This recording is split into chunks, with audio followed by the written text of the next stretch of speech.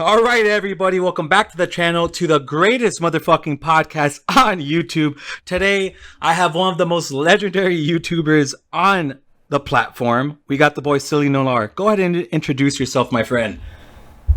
What's up, everyone? Nolar here, aka Nanolar. Okay, no, I'm not gonna do that shit. Look, this is gonna be fun. If you guys don't know who I am, my name's Nolar. I do primarily Dokkan, but I do a lot of other Gacha games. But most of you all know me from Dokkan because I've been a whale for, I don't know, 4 years now. So yeah, no, that's what it is. Yeah. So I'm just here to hang out and look. I have this persona on YouTube. You know, that's cool. I'm gonna get peeled back a little bit, show you the more personal side. Obviously, not too personal, but you know, get you to know who I am a little deeper. So, well, this is what this is for. So let's do it. Damn right. Yeah, exactly, guys. You know, a lot of a big reason for this was kind of like to show you guys a different light on the guys that, you know, that we watch every day. You know, they're just normal fucking dudes just like us. They're not like, you know, I mean, my boy right here, well, what do you work every day? Like a normal dude. You just work, you do YouTube on the side, you got all your collabs and stuff too. But I mean, at the end of the day, you're grinding, you know, you're working a normal job, just stuff like that. Yeah. It's kind of interesting that, like, you know, I've got a good following, which is great. Obviously I'm gonna be working on it and it's gonna grow, but like at the end of the day, I'm just a regular guy playing Dokkan, you know, pulling for shiny PNGs and nice super attack animations and shit like that. So like that's really what it is. But you know, everyone, like, when everyone's like, "Oh, you should," yeah, fuck yeah, I'm just some regular dude. Like, I could be your damn dentist and you didn't know who I was, right? If I didn't do That's how it is. Actually, the funny fucking story. I had one patient when I was just starting out, so maybe I had like 2K subs at that point. But I saw him play Dokkan. I was like, "Oh, hey!" And it wasn't my patient; it was my patient's kid. All right, so it's like I was treating his mom, and then I see her son waiting out in the waiting room. And I'm seeing him play Dokkan. I'm like, "Hey, what? Oh, that's Dokkan. That's pretty cool." He's like, "Yeah, man. I'm like super into it." Blah blah blah. He starts just, you know, talking my ear off. And I'm like, "Oh, all right, whatever. Mom, you're being taken care of by the front office. Whatever. I'll chill. Talk to your son." And I was like, "Oh, so you know, he's." Think like 13 or 14. And I was like, "You must be watching some YouTubers, right?" He's like, "Yeah, man. I'm like, I watch Truth. There's this guy named Nolar, Silly Nolar. He's kind of interesting. Boy, He sound like him." I'm like, fuck. He got you, bro. He got me. And so I was like, yeah. Oh, you told him?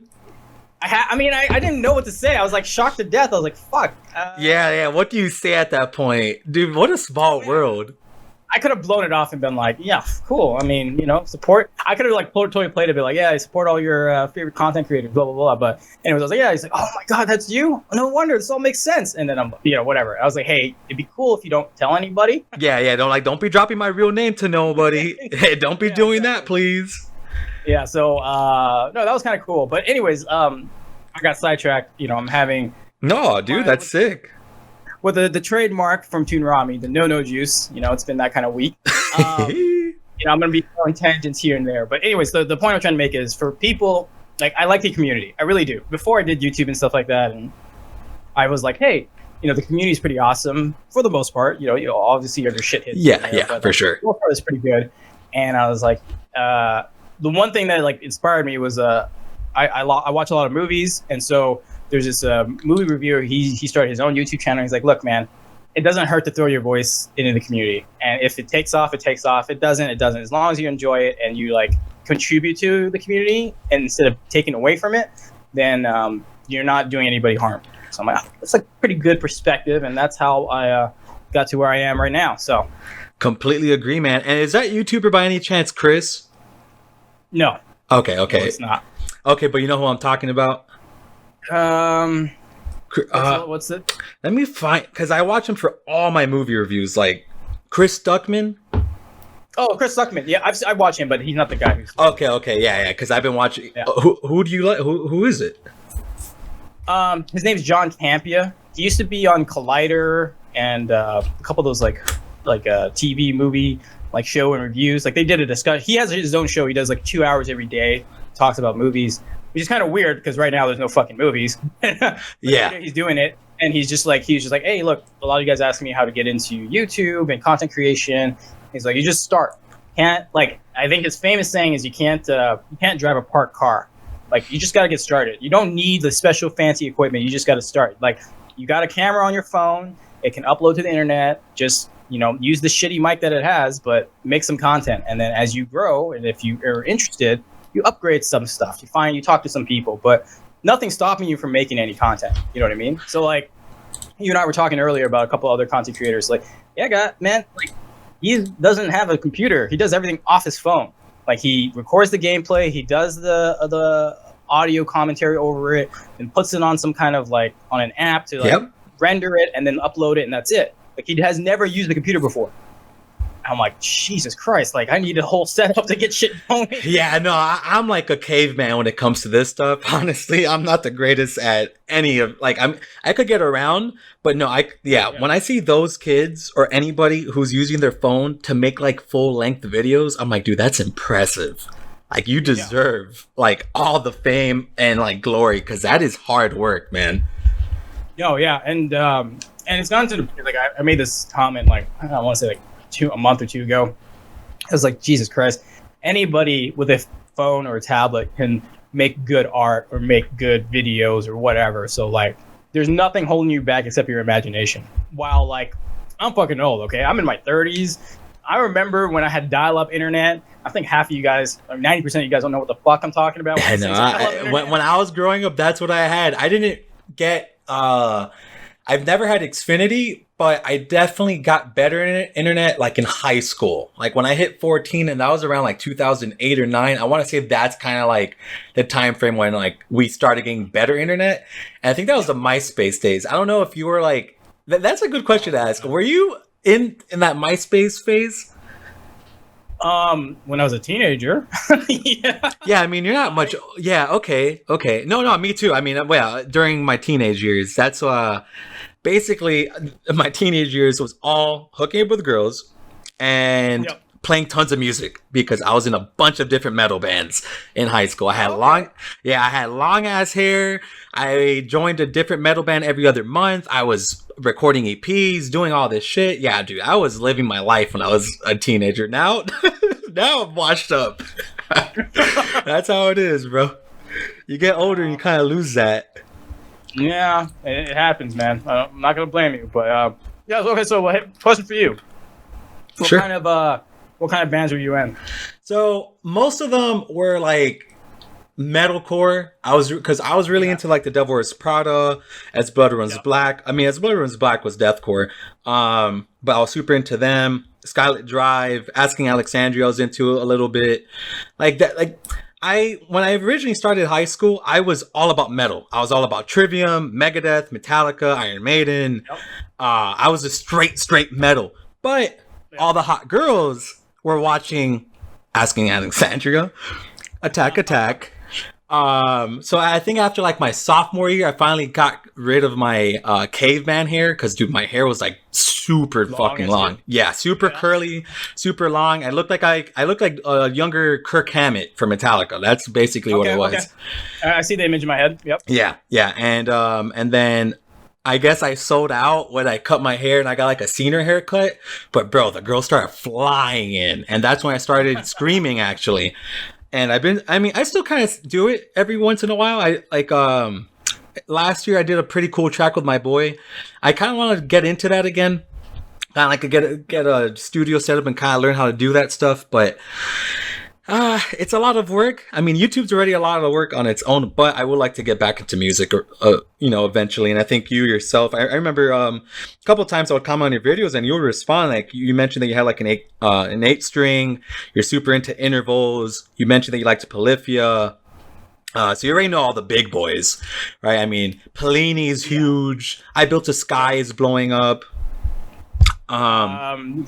Some of the older bands or older artists like Cloud Kicker.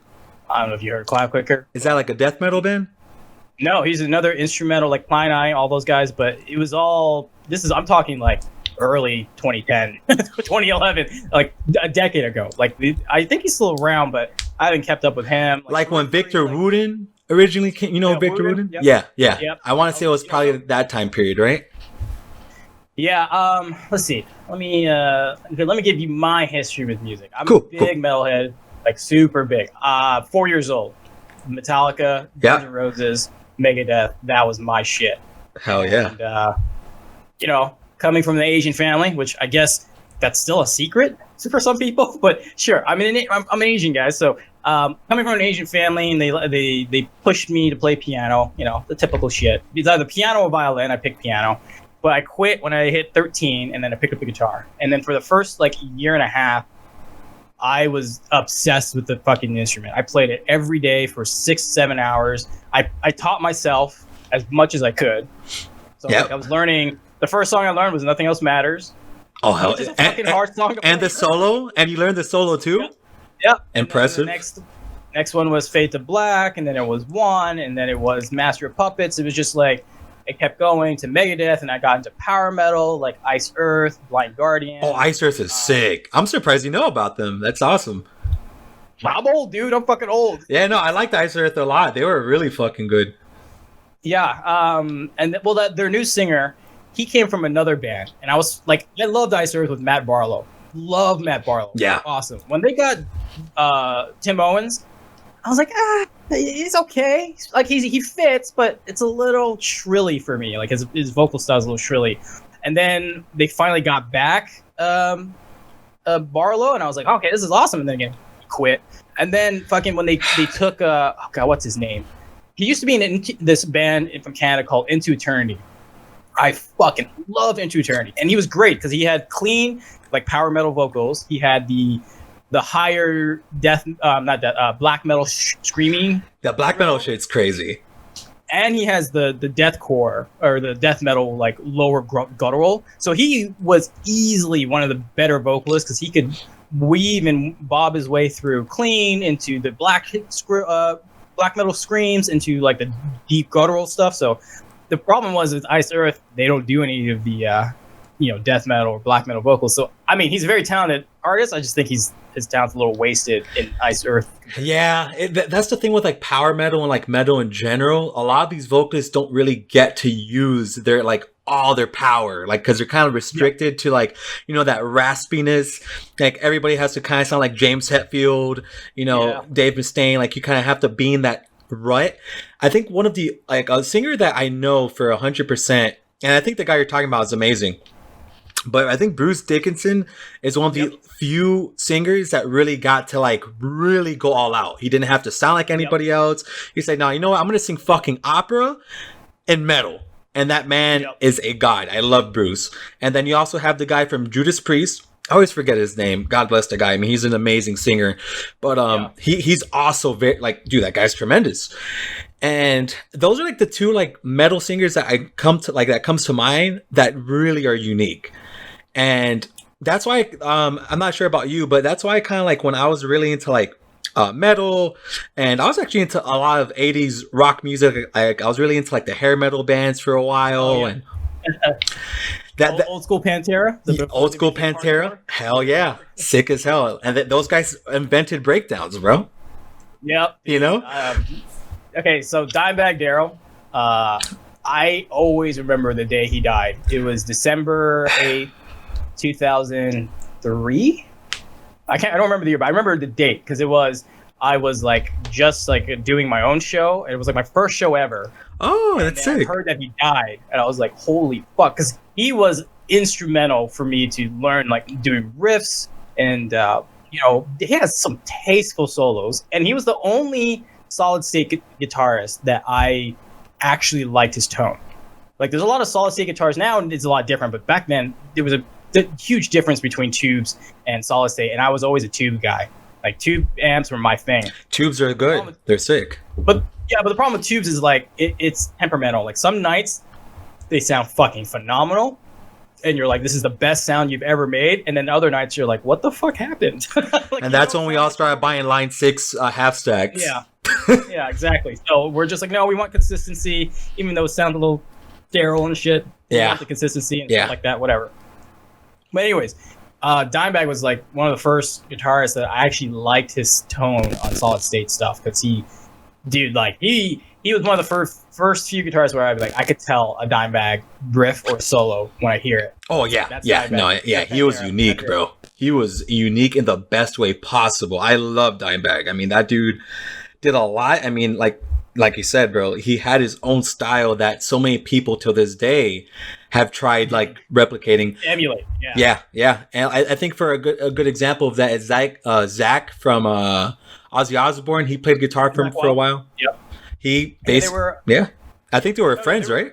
yeah, they were the best of friends. Like, Yeah, yeah. they were the best drinking buddies ever. It was great. Like that early 2000 era of Zach Wild and Dimebag together, like when they were playing together or like doing shows, like Pantera would play, then Ozzy would play, and Zach was featured or was like in the band. Dude, it was awesome. Like, ugh, man, it takes me back. I miss I miss those days, bro. I miss VH1. Do you remember how hype it was to watch VH1 music videos? Yeah. Oh, that shit was different, man. Yeah, it's not like today where you just pop on any YouTube. You actually have to wait your fucking turn at like a certain time for the video or the song to show up, and then they had a countdown. Like, oh, at number 8 we've got, and then you're like, fuck, no, it's got this song's got to be number 3 or number 1 or whatever. So I got to wait longer or some shit. Yeah, it's a different time. Yeah, it was. It was not. I would have to rewatch the same MTV documentaries on Kiss, on Rat, on Led Zeppelin, on Metallica. I would have to rewatch that over and over. I didn't get to see the new stuff. They just played reruns. And that was, a lot of kids don't understand how exciting that was, though. Because whenever a Metallica documentary came on, that was my favorite band, and even to this day, I have no shame. I love Metallica. Metallica is one of my favorite. I mean, they're guides. I love James Hetfield. I love Kirk. I love Robert. I love Lars. I keep up with Jason. Rest in peace to our boy Cliff. Cliff, yeah. Yeah, no, I was about to say Cliff too, actually, but I was like, oh shit. Yeah. Those guys are amazing. I grew up listening to Metallica with my brother. Like okay, so I have an older brother. He's 11 years older than me. A big age gap, okay? So when I was a kid, like 4, he was 15. So he was into Metallica and that stuff. So he would get me to listen to it. And that's how I, started my love for metal at the time. And he and I now, I know he's obviously married, has kids, but for the last 10 years, he and I have collectively seen Metallica 27 times on 4 different countries. Like we traveled to see these guys. So. No way, dude, that's sick. Yeah. Have you ever met them? There was a backstage, those passes or whatever. Yeah. There was like a lottery. So you become a club member and there's like a chance for you to win a lottery. I think we won it. I think we were in Florida at the time. And we got to see them and hang out for a little bit. It was cool. It was awesome. It was a lot of fun. Oh my God. I'm jealous. I've traveled to see these guys so much, like Quebec, Montreal, like the oh my God, those are the best shows they've ever done. That's insane. Yeah, and then all across the U.S. Like I'm in Cali. I've gone to New York. I've gone to fucking New Jersey, wherever. And then we went to France one year, and we were just backpacking. And I was like, dude, let's stay a couple days and see if we can, because they were on the way, and we're like, let's just head over to see them.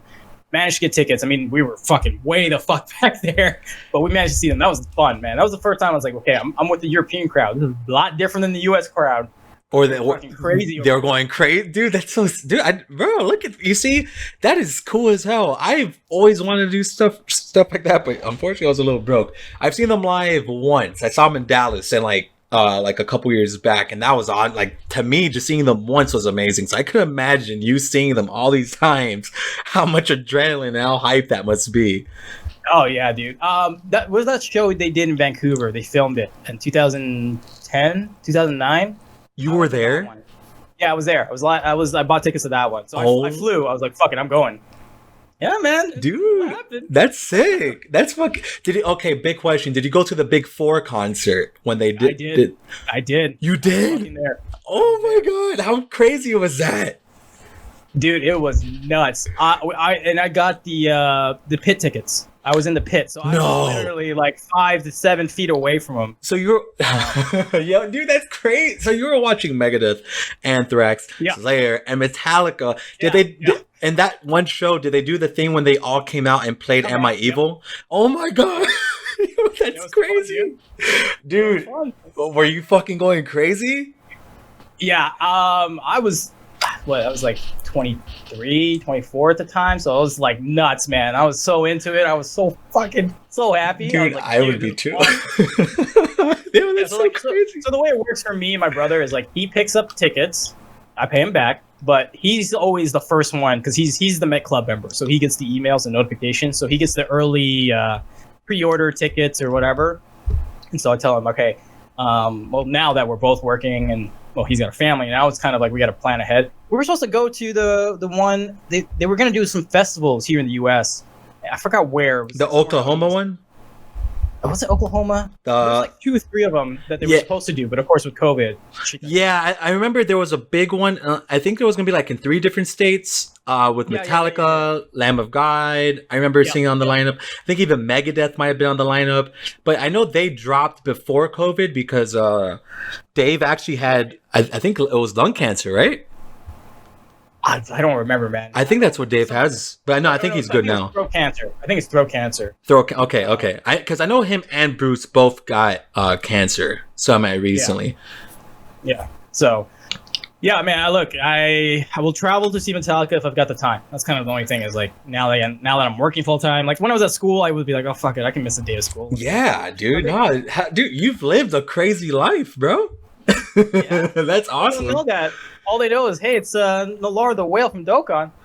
Like, yeah, no, my whole life ain't JPEGs, boys. I'm into music.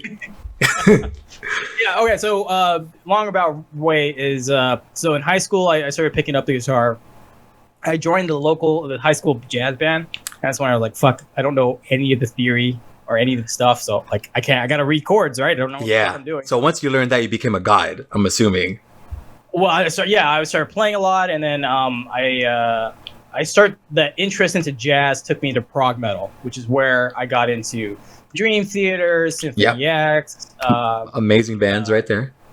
Yeah, the Pagans. Well, Pagans Mind was a little bit later, but like a lot of these prog bands I got into. Did you go a little further back and start listening to Rush when you got into prog? Yep. 2112. 20. Staple. Yep. Rush is amazing. Yes, all those guys. So I started getting into that, and then I started to mix it with death metal like Opeth. Opeth is good. I mean, before they went strictly prog rock, they were probably top 3 bands for me of all time. But I mean, look, every artist can do whatever they want. I'm not a fan of just the prog rock thing that they're doing. Like, I miss the death metal, the dichotomy of like, hey, we got some heavy shit, we got some more lighter stuff, and blah blah blah. Now that it's all light, it doesn't really interest me as much. Yeah, I'm the same way. I get a little bored when you kind of like, most bands that I listen to. Well, my taste has dramatically changed, honestly. Well, I mean, you grow up. And that's the thing. Like, I hate saying that, but like when my mom used to be like, "You're not gonna be into screamo music forever." Like, no, mom, it's not a phase. No, it ended up being a little phase, but I'm still into it. I'm still into it. Like, I won't look for new screaming bands, but I'll listen to the old ones, and if they drop new records, same shit. I'm exactly the same way. Like, I love prog metal, but like I haven't followed the scene in a long time. Me neither, bro. If something new comes out, it's like, oh, what is this? And then like sometimes I'll be like, oh, that's cool, and other times like, what the fuck are they doing? Like, this doesn't make any sense. Yeah, sometimes it's too much. Yeah, and then you realize like, well, that's the shit I liked back then, and now I'm older. Now I see why people say when you get older, your taste change. And I'm like, okay, well, it happens. But yeah, I mean, for the most part.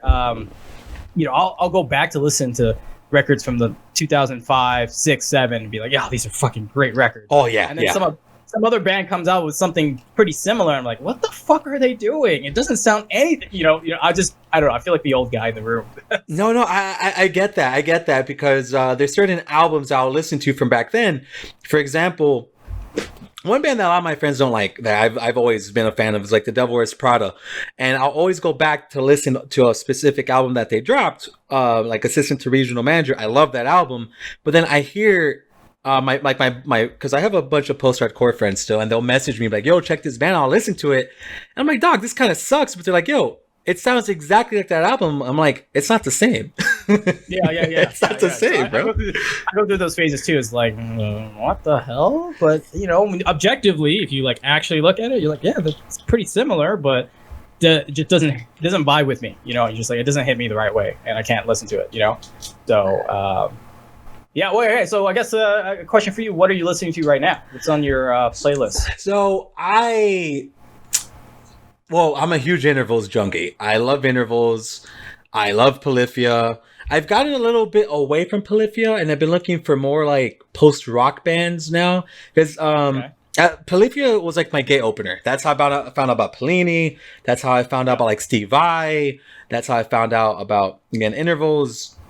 And I think the thing is with those bands, it's so hard to remember all their names because all those bands are like literally their name half the time. Yeah.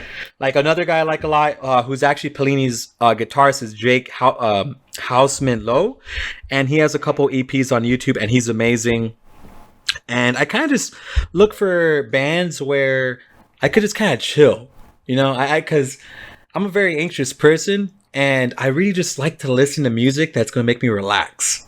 And these guys kind of do that for me. I mean, I know, like Pellini, for example, I think his last record was amazing, and Electric Sunrise, it was a 10 out of 10, and it's very hype and very upbeat. But on the contrary, I was like, man, this is actually like I could vibe to this. This is pretty chill, and that's kind of like what I've been looking for. Bands that I could like kind of just relax to, and what prog bands do for me is kind of like it kind of it opens up your mind. Not to sound like a stupid hippie or anything, but like it really opens up your thought process. You look at things in a different way. Like you see things more natural because when you're listening to these guys playing guitar, you're hearing the bass, and you're hearing the drums. You're not listening to a singer, but you're listening to a guy's soul. That's how I kind of view these guys. It's like these guys are playing from their hearts. Like they're basically expressing the way that they feel through their, through an instrument versus talking versus words versus singing. And it's completely different. And it's something that I've really liked a lot. So that's kind of like, I'm really just into instrumental music right now, more so than singing. Honestly, I'd rather just listen to a guitar track all day because to me, that answers everything without you don't even have to speak. Like I could understand your emotions. I could know where you're coming from just from that. So that's kind of where I'm at in terms of music. How about you? Okay, so I'll answer this and I'll get back to that. Right now I've been on a Silosis kick for a long time. Silosis?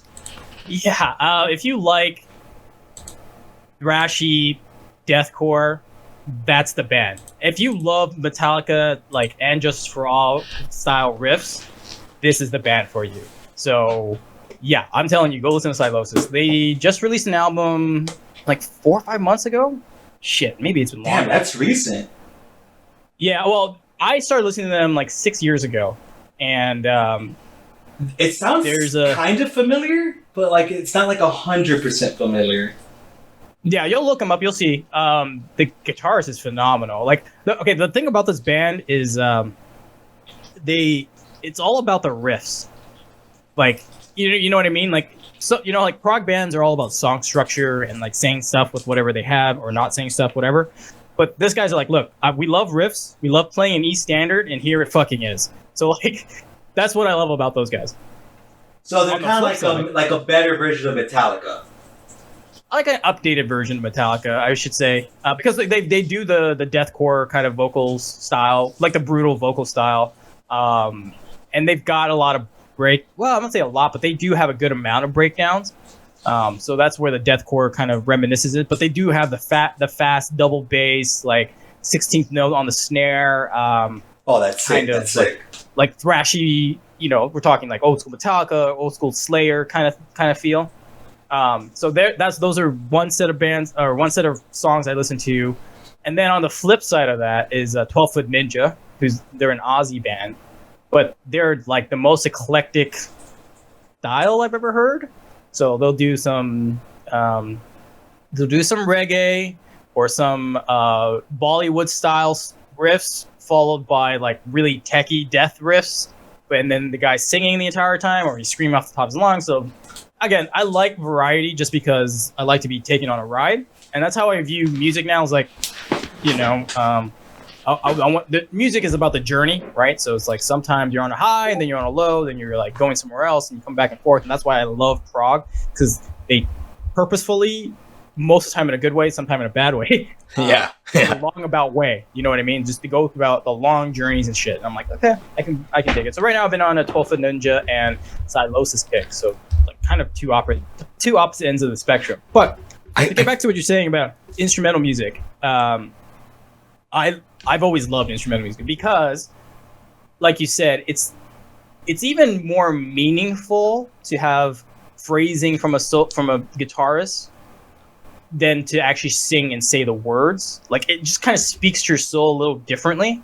Yeah, exactly. So, that's exactly like when you listen to a guitar solo, it just kind of, it's just kind of different, you know? It's just like a different feeling. It just takes you to like, it's so hard to explain it. But well, I think the reason why is for us guitar players, we kind of know like, oh, so he hit that a little softer, you know, or yeah, you notice those little minor things. Yeah, and then you're like, okay, so he's intentionally doing that, meaning like he wants to say it this way, while he could have just fucking put an artificial harmonic on it and make it wail, which would give it a whole different meaning, right? So like, because we kind of play and we know what they're doing, we're kind of speaking the language that they're speaking. They're like, okay, I want to say it this way. And then you're like, oh, okay, so he hits it. He's like shredding his way up. So he's just, you know, that's what he wants to do. And then he takes his like 4-bar like single note break. And you're like, okay, so he's taking a break to like let it breathe or something like that, you know? So, yeah, for me, it's hard to explain to people because if they're not guitar players or musicians, then they don't understand really fully. Yeah, exactly. There's intent behind what they're doing. And if you understand what they're doing, then you understand the intent, which gives you a better meaning and like of what they're trying to convey. So no, yeah, I completely, because like I've shown my mom like a couple of these prog bands. I remember like even when I was like, because like you said, you mentioned Dream Theater earlier. I grew up with Dream Theater. I loved them to death. I loved Rush, and I remember like showing my mom these bands, and like she's not musically inclined at all. She'll just be like, "Oh my god, it sounds horrible." I'm like, "Are you crazy? Like this is insane. Like this is like." This is like a different love language like these guys are producing. You know, it's this is coming, you know, from a place in their life that affected them so much that the only way that they're able to get out this emotion is by writing this music. And that is what a lot of people don't understand about like metal music in general. Like when I used to be a screamer, I mean, I guess you could kind of say I still do it, but a lot of people would be like, yo, like, why do you do that? And I'm like, man, sometimes singing doesn't get out the frustration, the depression, your anxiety out in the right manner. Sometimes you have to kind of go a little bit more extreme. And a lot of these vocalists that I've met over the years are pretty much, you know, I think everybody would agree that, yeah, we all turned to this music because we had a very intense emotion. If it's intense emotion about love, intense emotion about being angry, depression, anxiety. Like I would say most metalheads, like we all just have this this drive in us that is a bit more and one type of emotion. Like mine is, I'm very like, I love people. I love, you know, expressing that. I love being there for people and just kind of like doing that. And a lot of the music I've written is basically, you know, kind of thanks to like my family and friends. That's kind of like a lot of the music I wrote. And actually for a year there, I'm sure you've heard of this term. It's a Freudian slip. Have you heard of that? Yep. Yeah, I got really like obsessed with that term because there was a band that made an album called Freudian Slip, and the idea of it was literally saying whatever you needed to say in your lyrics.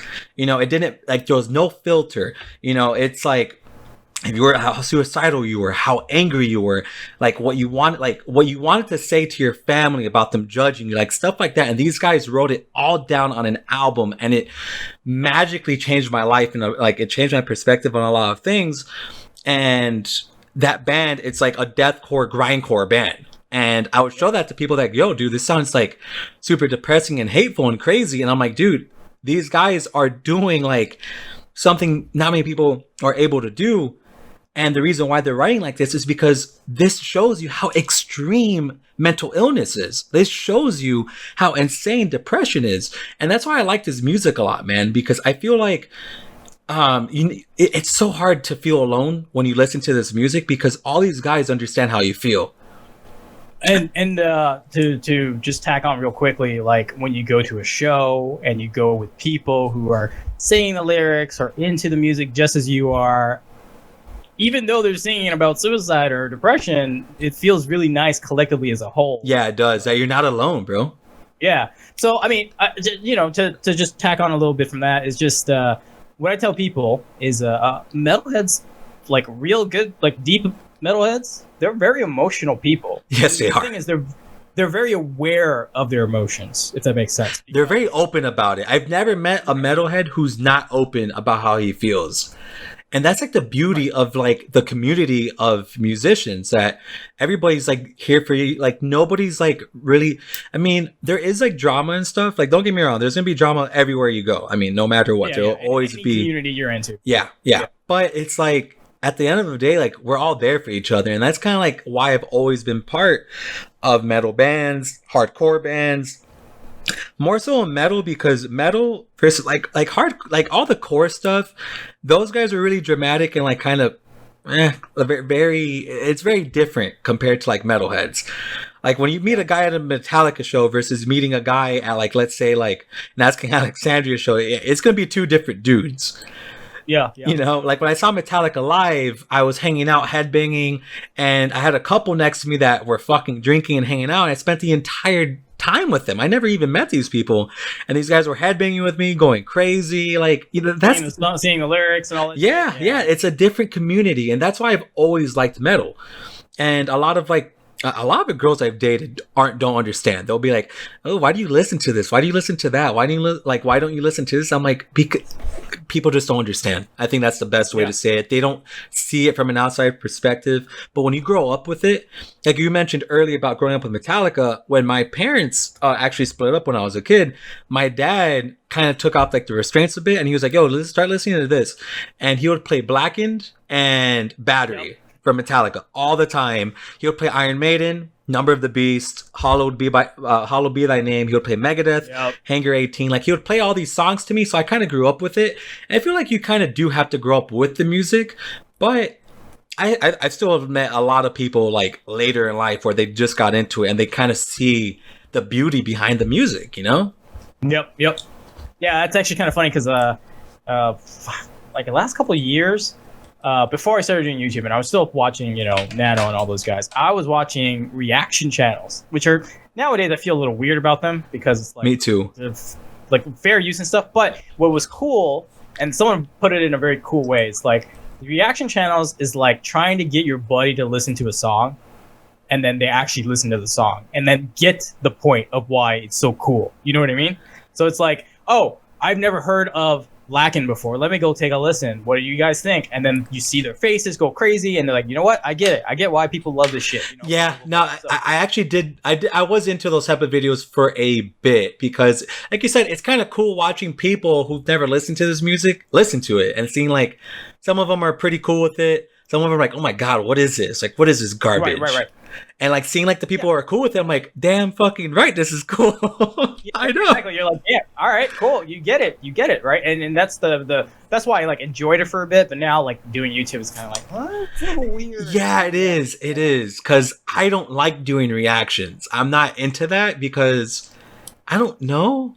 It's a little weird, I guess. Like, I think it's cool when I watch those like shows where it's like a bunch of people doing it versus just one person. Yep.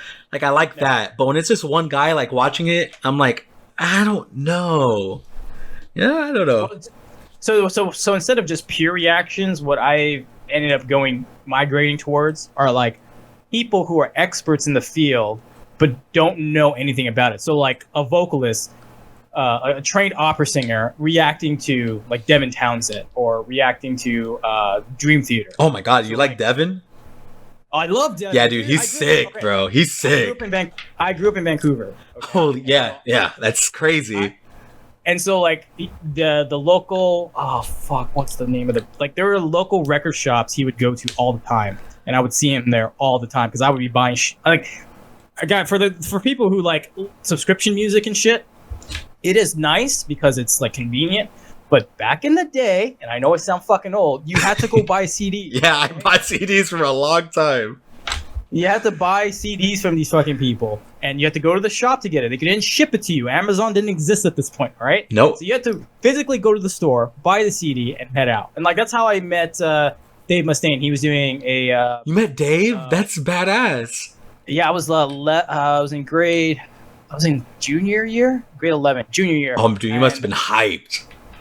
Yeah, so like it was I couldn't go to the show because the shows in Vancouver was you had to be 19 because the drinking age in Canada is 19. So they were always serving alcohol, so you had to be at least 19 to go. So I couldn't go to the show, but what they were doing was at the record shop. It was A&B Sound downtown. They were like, "Hey, come by, we'll sign your CDs." And he saw me bring my guitar, and he's like, "You want me to sign your guitar?" I'm like, "Yeah, but then I can't even play it, so just sign this T-shirt for me, whatever." Because like I wanted him to do it, but I was like, "No, I need to act. This. I fucking play this instrument. Yeah. I never played it, so." Yeah, oh, anyway, dude, that's so cool. Yeah, no, like Devin. I've loved Devin since like I saw Strapping Young Lad in LA, and that was the last time they this was the New Black. I think that was the album. They were doing a tour for that. And that was the first and last time I saw Strapping Young Lad before they broke up. And that was a fucking great show. I can imagine. All those any prog show is always just insane. Yeah. But you know what's funny? My like the most amazing show, like where I was like jaw dropped, completely just shocked by how good they were, was Dark Tranquility. And it was it's so funny. Dude, they're so good. Apocalyptica opened up. Holy shit. Yeah. I have a weird lineup. Right? Yeah, that's crazy. When we're all lining up to get into the show, I see all these like fucking classical music, like people properly dressed. They're like, why are these metalheads here? And it's like, bitch, right after is fucking Dark Tranquility. Yeah. Are you kidding? Dark Tranquility is crazy. They're amazing. Yeah. So, anyways, getting off track. Yeah.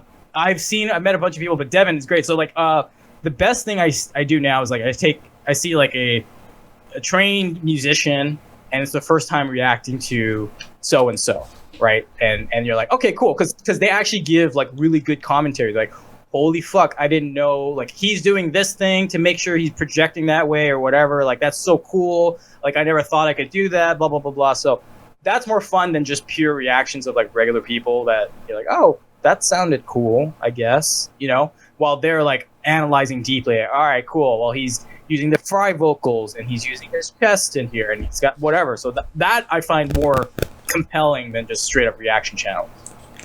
Yeah, no, I agree. Yeah, it is different because when you actually watch like a professional reacting, they'll be like, for one, they don't get overhyped. You never see them drop their mouth. They never like, oh my God, what is this? Like the reaction is very like, oh dude, that guy's actually fucking up his voice. Oh, he's not doing this fry correctly. Oh, he's putting too much raspiness here. He's not using enough guttural. Like I enjoy, I like watching critiques. I don't like watching random people be like, oh my God, did he just do that? No, that's crazy. But when a professional watches it, it's like, dude, you know, that's not horrible. No, you're gonna blow out your vocal cords doing that type of thing. Right, I like that more. I definitely agree with that. No, that's badass, dude. So music, fucking badass. It's you don't meet a whole lot of people into this music anymore, honestly. I mean, the every year that goes by, it gets harder and harder for me to fucking throw out about metal music. So we haven't talked about them, but do you like Trivium at all? Yes, I do. Yeah, I'm a huge Trivium boy for sure. Okay, so what was weird was the first two albums. I was like, this is okay. Really? But I was like, no, yeah, but it was the one where they try to rip off Metallica. Crusaders, yeah, I know. Yeah. That I didn't like that one too much. Well, that's for me. I was like, okay, now they could riff, but that was like they could riff, And then from then on, they did a lot of more eclectic, like mixture of their old hardcore versus the more like thrashy metal. Yeah, and then they tried getting more into like being more Japanese-esque, like with Shogun. Yeah, Shogun was decent. Yeah, there was good riffs and stuff in it. I think like I like Shogun a lot, but I think till this day, Ascendancy is always gonna be like my favorite album from them. Yeah, so like I would rate Ascendancy like a 7.5 out of 10. Like it was good, but it didn't blow my mind. So which album from them did you like a lot? Crusaders for the riffing, not so much the vocals. I didn't like the vocals either. Yeah. Vocals have been okay. Like he's been hit or miss, right? But Matt's fucking a phenomenal guitarist. Yeah, no doubt. He's a good singer too. But like you said, it really is hit and miss with him with his vocals. Like sometimes the melody lines just don't work for me, and that's just me. But in Waves, I saw them in Tandem, and like I would never go back to Tandem again. But I saw them in Tandem opening up, or not opening up. Were they headlining? I think Avenged Sevenfold was headlining. Oh, dude, Avenged Sevenfold's sick live. Yeah, they're great. They're so good. They're so much better live than their records. I'll always say that. Yeah, because when I listened to the records, I was like, oh, this is pretty good. We'll see how it is live. Live, way. Like, they're such, like, they're not a studio band. They are a live band. Their performance is spot on. Their singer kicks ass. Everything's on point. I love them live. But yeah, in the studio, not so much. So you saw them and, dude, I can't believe you saw both of them in the same night. That's crazy. Yeah, I mean, it was a good show. Yeah, but Trivium, like, I think that they were touring with In Waves. That's another album I really liked. In Waves is pretty good. I think that's when they started like going more towards like the style they're going for now, where it's like kind of like rock / metal. Yeah. And the new stuff is solid. Not my favorite, but it's solid. Yeah. Like I've listened to the last album. I think they posted a couple months ago. It's nothing crazy. Yeah, it's just like what I hate to say is it's got good songs, but they're not so memorable enough for me to want to go back to. You know what I mean? If it's like on the exactly. On the list, it's like, oh, that's cool, that's a good song, and then but I'm never going to be like, dude, I need to listen to that one again. Like what the Dead Men say, I got to go back to it. It doesn't happen. No, it doesn't. It was a one-time playthrough for me, and I was like, yeah, I like it. I mean, they definitely stepped it up, but I haven't gone back since my original take on it. And that's kind of like where they're at for me. I mean, I'll always respect them. I love Matt. I think Corey is a tremendous guitar player. Like, Corey shreds like a motherfucker. Pablo's really cool, too. I like Pablo. Yep. They're all really down-to-earth guys, and I respect them. They never let, like, the egos get to their heads or anything like that. But I think with, anytime that you come with age, you kind of evolve, and sometimes when you evolve in your music, it's not necessarily the evolution of your fans, and I think that's kind of what happens. And that's fine, because not everyone's gonna grow to love you consistently. Yeah, and you should have the right to play what you want, right? I mean, exactly. If that's the style they want to play, respect them. Like Opeth, right? I loved Opeth for since 2002 or 2001 till like 2011 and 12 when they first came out with the prog rock album. But I didn't grow to their prog rock side at all. No, I didn't either. I liked Opeth in the early days, but after that I couldn't. I fell off. Favorite Opeth album? Go.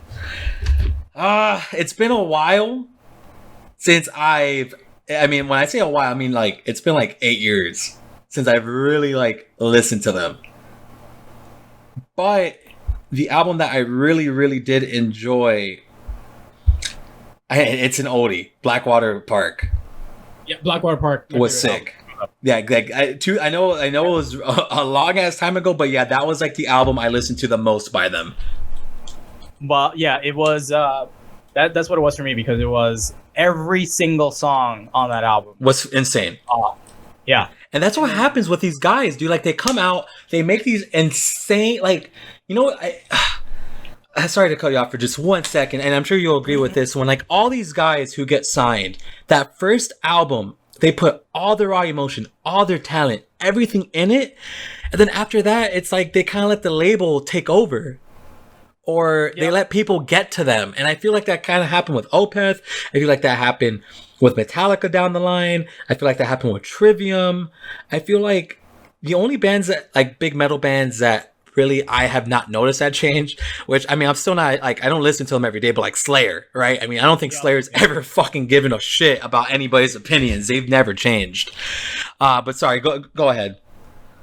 No, I agree with you. There's just some people they let the money get to them and all that stuff, and then they just let that take over instead of whatever they wanted to make, right? I mean, like, look, you've written music, I've written music. I just write it because this is what I want to write, and there comes a point where, like, yeah, maybe my taste changed, sure, but like, it's never from undue pressure from other one else. Like, no, you need to make a different style. It's more like I make the decision of like, I'm gonna try writing in these time signatures and then doing these kind of like odd E progressions. Sure, I'll try this out, but it's not because like someone's forcing me to do it. You know what I mean? Yeah, no, I agree.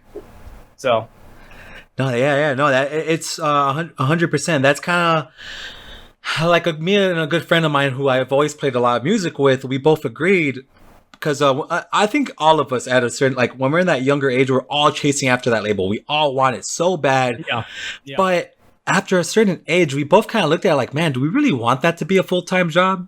You know, do we really want to like not be happy with what we're writing? Because yeah, once you get signed to any of these record labels, they're going to start like influencing you. Like, I think the biggest one out, I mean, the one who did it the most smart way was Metallica, no doubt. But of course, I feel like they definitely had whispers in their ears being like, yo, if you guys want money, fucking write the Black Album. You guys are gonna make millions. And don't get me wrong though, the Black Album was amazing. I love the Black Album. Like when people say like no, like the first 4 albums, I'm like, hold on. The Black Album is still metal and it's very good. And they went on tour for 3.5 years. Nobody really does that, bro. Like they were out there for 3 years. Yeah, I watched that DVD again, guys. I'm fucking old. There were DVDs before Blu-rays. Yeah. The DVD I watched was the 2.5 years, that documentary. I love that documentary. Yeah. It's so good. So good. I love that. No, I loved all the build up to watching the Black Album being recorded. And then I think what ended up hurting Metallica is when they did Load and Reload.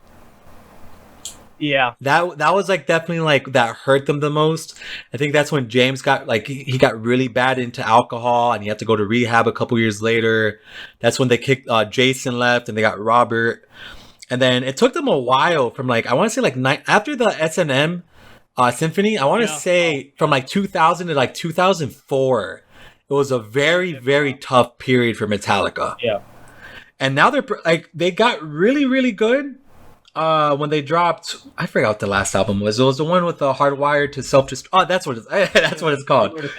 Yeah. That album was sick. Half the album was sick. Half the other album was trying to be radio friendly. But like those guys went from trying to be radio friendly to Death Magnetic was a metal ass album, tons of riffage. You know, James was sounding good as hell, and then they go into this album and like they're slowly going back to metal. And that kind of shows you in a perspective when like these guys finally get the money that they want, they could write whatever the fuck they want, you know? And I guess we just haven't seen that enough because no band has really been around for as long as they have at this point. It's true. Yeah. Not many people make it 40 years. Yeah, you do.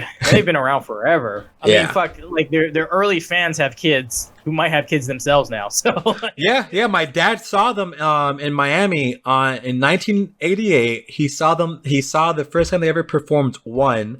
It was a tour with Scorpion, Def Leppard was on it, and they were on it. And look at me. And I'm, you know, a couple years later, I was born. So that, I mean, it's true, dude. And imagine if I had grandkids. That's how old Metallica is. No shit, dude. It really is. Yeah.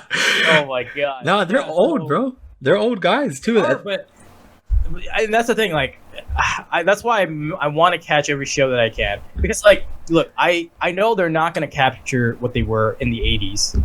In the 90s, right? So I was like, I'm gonna capture whatever I can to get to, you know, and I have some fucking great memories with like my brother, some other friends I made on the way, like at the show, like you said, like there was this one girl, she knew all the lyrics, you know, was screaming at the top of her lungs. We were at the pit, like we exchanged numbers, we just like kept in contact. It's been like 4 years. And we were like, hey, you going to the show in San Francisco? I'm like, well, fuck, if I can get some time off, I'll go. Fuck yeah, I'll go. So look, it's like shows are like metal shows, any shows like live performances are great. Yeah, they are. Because you'll never like hearing a recording is one thing, and hearing a live recording is a step up. But be there in the end, it's a different vibe, bro. It's just like that, like so the anxiety when you start listening to oh my god, why am I having a fucking brain fart? The song that they always play with the little like opera singer, Ecstasy of Gold. There we go. Yeah. When you're standing there and you're listening to that pop in, and you're just like, oh my god, it's coming. Yeah. It's so And everyone's crazy. singing the orchestra going. They're singing the melody. Yeah, dude. Yeah, everybody knows Ecstasy. That song is so sick. They The did, lights go out, and then you hear everyone cheering. and then you hear Battery come in, and you're just like, oh my god. It's Metallica, baby. I love them. They're so fun, good, man. bro. I mean, look, for all the people listening, I don't know how many people are listening, but like, look, if you haven't been to a live show, you know, it doesn't have to be metal. It could be any like live performance. Shit, you could love like I don't know U2 or I don't even know what the fucking popular bands are like. What's the pop music out today? Yeah, I guess like Post Malone is still really big out there. Yeah, but I'm talking more like Ariana Grande type of stuff like that. shit like that. Like they put on a show, right? Yeah, they do. Right, but like you, whether or not you like their music, they do put on a show. It's a production, and it's like cool to be there. Like I've been to those shows before, and yeah, I'm not into the music, but like friends that I know or girlfriends I'm going with, they're like, "Hey, you should go." I'm like, "Well, I enjoy myself because the production and the atmosphere is like fun. It's like super fun." And you can have a couple drinks while you're there, and that helps. Yeah, you have to. You have to. If I'm watching Ariana Grande, I gotta be a little bit above tipsy to really enjoy it. Yeah, no, I don't blame you there. But but I'm just saying, like, No, but I get it. Yeah, any show that you go to, it's just like the atmosphere, everybody's screaming, the music coming in, just everything about it, dude. It just brings you to life. It's a different life when you're there. shit, it's what September now. I was gonna say like another fun time I've had. Have you been to a Trans-Siberian Orchestra show? No, well, that sounds crazy. Okay, you never have you listened to Trans-Siberian Orchestra? No, Okay, I got to. like, what's his fucking name from Megadeth? He used to play Megadeth. Petrelli, Alex. I can't remember. I think it's Petrelli. One of those. He came up with this like concept of like a symphony orchestra metal band. I mean, that concept has been around, but he specifically covered like Christmas music. So every Christmas, there's 2 tours of the Trans-Siberian Orchestra, and they travel from like the East Coast and the West Coast up and down the U.S. Starting in like October all the way to December, January, right? It's like Christmas show. But then they started writing like original music, so it's like operatic, symphonic, metal, and they've got fucking like not fireworks, but like fire sparklers coming down. Like the guy would be coming from the roof on like dude, that sounds crazy. Playing a guitar solo, going fucking, you know what I mean? It's just like it's like one of those production shows where you know it's absolutely family friendly, but I love going to those like super wasted because I just be screaming like, yeah, look at that guitar solo, and then like yeah, I gotta watch it. what's his name? The singer from Symphony X. He will tour with them. Yeah, and that guy's amazing. I always forget his name. Sir Russell Allen. There we go. Like on one leg of the tour, like either the East Coast or the West Coast, he'll like, well, he's from New Jersey, so from on the East Coast tour, he'll join them and he'll sing. And they've got like super crazy opera singers and metal singers, and you know they've got Christmas stories and shit like that. But like, yeah, so for their tours, well, I don't know now because of COVID, but normally around this time of the year they'll start touring, and it's like a fun show to go see.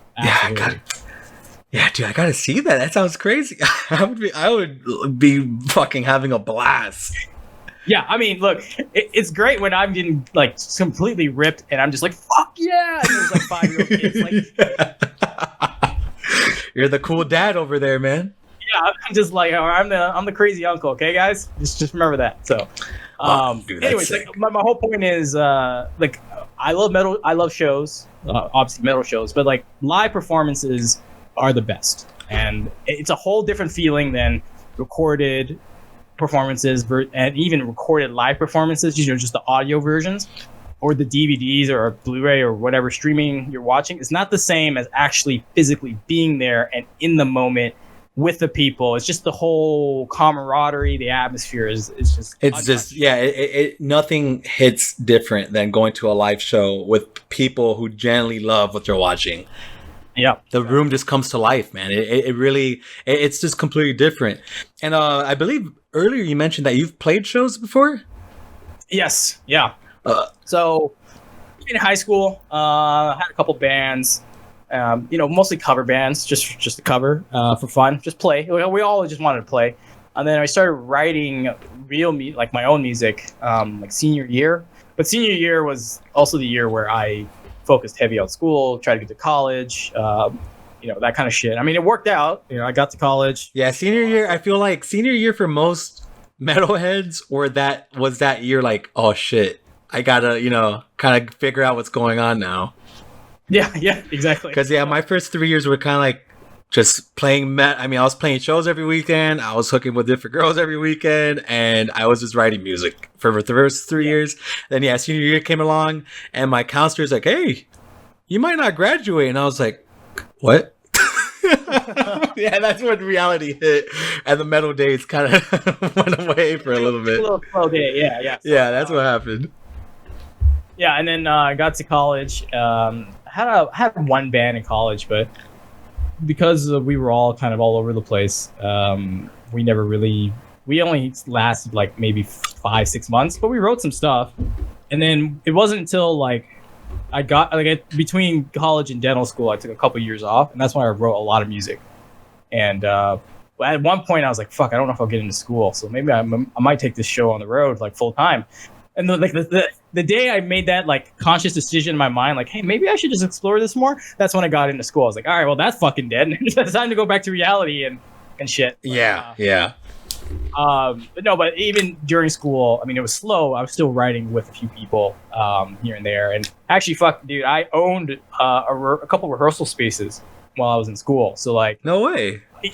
Even though I wasn't writing or playing a lot, I was around people. Musicians and composers and whatnot. Fucking what's her name in the UK? Something Machine. Something. I can't remember. She was at our place for a while, but she was a little temperamental.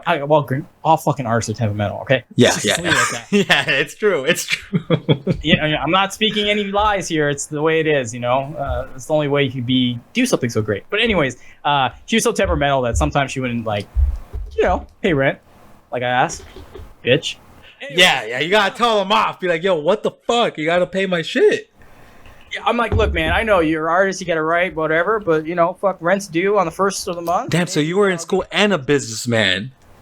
That's what it was, man, and that's how I got the work ethic and the the ability to be like, I can go to school, go to work full time, and do YouTube on the side.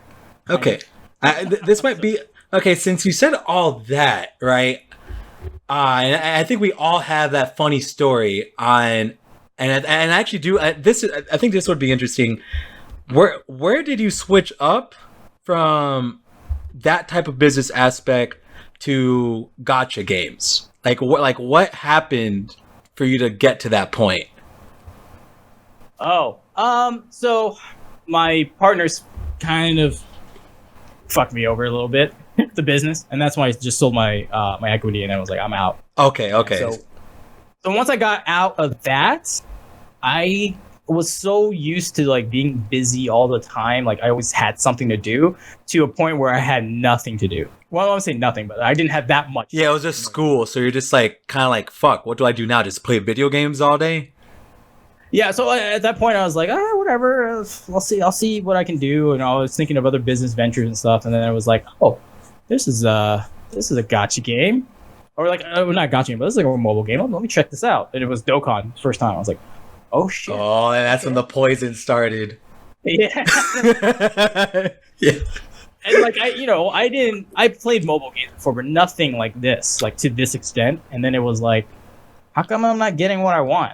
Like, what the fuck? And then there was like, oh, you just got to do this. Okay, sure, I got some cash. Why not? And then that kind of just all went downhill from there. Yeah, yeah. The same thing kind of happened to me. You know, not okay. No, not like that type of thing. But my friends started playing Bleach Brave Souls. And I've never played mobile games in my life, and they were showing me. I'm like, yo, I love hack and slash games. Like this shit's sick. So I downloaded it, and then I'll never forget. It was a banner with Rukia, Renji, and I forgot her. It doesn't matter because I'm a huge Rukia fanboy, and I saw her, and I was like, boys, I don't have enough currency. Like, what do I do? They're like, yo, what do you think we do? You gotta start dropping money. And I was like, oh. So I spent my first $5. Then I spent my first $50. Then I spent my first $500, and then it turned into, oh, what's this Fate Grand Order app? Yeah. Yeah, all right. You went down that well. Yeah, so I went to Fate for, and I was, like, Fate Grand Order consumed me. All right, I think that's the best way to put it, and it consumed the guys I was friends with too. Like Dokkan, I've spent close to like 15 grand in Dokkan, but Fate, no, my friend, Fate is like in the 30s because Fate Grand Order twists and bends your mind, and I've met whales on Reddit, and I think like everyone I've talked to about Fate, that we all agree that game just fucking mentally screws with you, because I'm sure you know about the rates, but basically to get a 5-star in that game, it's a 0.3% chance to get a banner unit. It's 1% just to get a 5-star, and it's 0.3, yeah, and then the women in it, of course, are all beautiful. You know, they're the fucking sexiest, you know, JPEGs you'll ever see in any Gacha game, and then they give them sad stories, bro. And then you feel like a dickhead not getting. And then I was still with my ex-fiance at the time, and she was like, okay, she's like, you can't spend this much anymore on this game. She's like, you could spend, but don't, like, this game's like driving you crazy. And I was like, all right, how about if I find a different game to like put my time on? And then that's when I got put onto Dokkan, and I have spent a lot of money on Dokkan. And back then I spent like my first year, I definitely spent the most, which was like when UI Goku came out with Jiren. That banner came out on Global. That's when I started, and then I got a hook that first year at 30. I was spending tons and tons of money. Then after the 4th year, I mean, typically I just buy all the sales. I'll buy all the sales, try getting like just the 55% and just kind of cutting it. But that's pretty much how I started. It was just kind of like my boys were doing it. I was like, oh fuck, I'm kind of bored. I want to play a game, and that's what happened. Yeah, I mean, what it really takes for the majority of gacha games is a community. So if you have people you know that play it, oh yeah, you get hooked. Yeah. So like, even this shitty gacha games, like, why is anyone playing this? It's like, well, my friends play. I'm like, okay, that makes sense. Yeah, like, that's a way for you to hang out, talk, you know, whatever, shoot the shit, whatever it is, you'll do it with them, even though it's not a great game or whatever.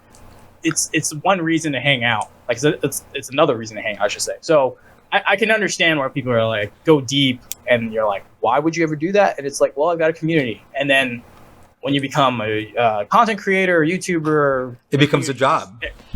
It just keeps going, dude. And that's kind of why I started YouTube, because I was like, man, I have spent so much money on this game. I am so obsessed with this app that I spend all my time on it. Like, I could name passive, I could name everything. Yeah. You know, I beat in every mode 100 million times over, and I spend money on it all the time, and I have nobody to talk to about it, because none of my, like, a lot of my Gacha friends stayed back there. They never went to Dokkan. So I was like, dude, let me make a YouTube channel and finally find like an outlet to talk about Dokkan, because bro, it makes me so excited to play this game. I get so hyped in the morning logging in. When a new banner drops, it's like you get like an endorphin rush. You're like, damn, dude, this is news, new modes, all this shit's happening. And that's what this game's done for me. And I'm sure that's why you started doing the content too. You're just like, dude, I love what I'm doing. Like, I love this game. I want to talk to people about it. I want to join the community more. I want to help people in the community, give them, aspect. I want to help them beat Legendary Goku event with no items. I want to help them beat Extreme Super Battle with no items. And that's why I started too, man. Just basically, the community's really cool, but obviously there's a lot of nasty ones too. Oh, I mean, you get your shitheads everywhere. Yeah, I've met quite a few shitheads. Especially the ones who like to fight with me whenever they say, "No, LR June's not that good." Okay, hold on. All right. I'm not a big fan of those too much, but yeah, I mean, I love Dokkan. I love Gacha games in general. Another good game. I'm not sure. I know you play Arc Knights. Arc Knights is pretty good. I tried it for a bit. I love the women, obviously. I think that's why I started it. But the other game that I liked a lot was Azure Lane. Not sure if you've played that one. Yeah, okay, here's my feeling on Azure Lane. All right, now I've got enough no juice to go off on it. So cool. It's got fantastic artwork. If you're into lollies with big tits, like that's essentially what it is. Which that's not my type. I like my girls as moes. Yes, so honestly, like artwork's cool, but the gameplay's fucking boring for me. Yeah, it is boring. Like bullet hell kind of style is fine if there's some engagement to it, But the thing is, for me, the bullet hell style games last like 5-10 minutes, and I'm just like, I'm over it. Whatever. I'm not even big into those games. I think one of the only bullet games that I've gotten into was Nier Automata, and even that wasn't really like it had bullet hell moments, but even Yoko Taro probably knew like, yeah, not many people like this shit. Like it gets boring, bro. Yeah. So and then it becomes an autoplay thing, which honestly I don't. Okay, here's the thing about me. Gacha games are inherently a grind, right? Like that's just the way it is. Yeah, you just spend all day on it. Right, but the thing is, I'm okay if there's autoplay to help me with the grind. I'm not okay with if that's all I get to play with, if that makes any sense. So like Bullet Hell, I wasn't a fan of the gameplay too much. Like I said, last me 10 minutes. And it was mostly auto, so I felt like I was just resource managing. And at that point, I'm like, why am I even playing this? Yeah, just to get JPEGs? Yeah, so I played it for a bit. But to be honest, Azure Lane is probably the most free-to-play friendly game I've ever played. Ridiculously free-to-play. Like, they treat you well there. Yeah, they treat you well, and there's a lot of resources to get, and so if you enjoy like that kind of resource management, or you love big-titted lollies, sure, like that's the game for you. But for me, the gameplay, I want to play if I have to. If I got to do a raid, I know it's difficult, and I have to do it manual. Fine, but if I need to like grind this stage like 50 times, let me autoplay it while I go take care of some other shit. And I felt like all I was doing with Azure Lane was just autoplay. And that's why I stopped. Yeah, that's exactly what ended up happening with me, man. Whenever I hit just clicking auto, it gets kind of boring. It doesn't, like, there's no, I'm not thinking. I'm just like, okay, I have the best units in the game. Let me just press a button and just go do something else. I'm not a big fan. I like that sometimes, but nah, I get excited watching my attack stats and defensive stats and thinking and moving things around. Not just sitting there watching, these girls shoot each other. Like, no, that's kind of why I got off Azure Lane too. Because I ended up spending a lot of money on Azure when it first came out, because like you said, it's so free to play friendly. The stone sales there, the multis, everything about it was so free to play. Like everything was so discounted. So I was like, oh, this is sick. But then I was like, I could be spending this money on Dokkan. So that's what happens. Like I'll start up a new Gacha game, and then I'll end up spending a lot of money on it. But then a new banner on Dokkan comes out, and then I spend the equivalent same amount of money. I'm like, what's the point right now? Like if I have the excess of income, I would do it. But I probably shouldn't do it right. Do that. Yeah, no, I get you. Well, that's the thing too. Is like I try budget gachas. I always do. I'll at least give it a fair shake for like 4 to 6 hours, and then I realize like this is it or this isn't. Like I love Arc Knights because I love tower defense stuff. But if I gotta grind things, it's got an autoplay, so that's fine. Like I'll let it sit and auto that. But if I gotta like do this new contingency contract thing where I gotta actually make the team, sit down for 20-30 minutes and figure out like the best grid, the best way to do it, I'll play it. That's why I like it. It's not as free to play friendly as I would like. I've heard. yeah, it's just the currency flow is not great, but and the rates are your typical 3% for the 6 stars, I think. So it is what it is. Yeah, so there's some games that I just fall in love with, and while I love puzzle games, which is why I like Dokkan. Yeah, puzzle games are. Do you like puzzle like JRP? Like, were you ever like into JRPGs at all? To a little bit here and there. I mean, you mean like Final Fantasy and stuff like that? Like Zero Escape? You ever played that? No, I haven't played Zero Escape. Oh man, that's a good ass puzzle game. That's a straight puzzle. Danganronpa? You're not speaking anything I know. Okay. No, these are very underground puzzle games that I played for a while. I'm not surprised that you haven't heard of them. They're very like underground. They're by Spike Chunsoft.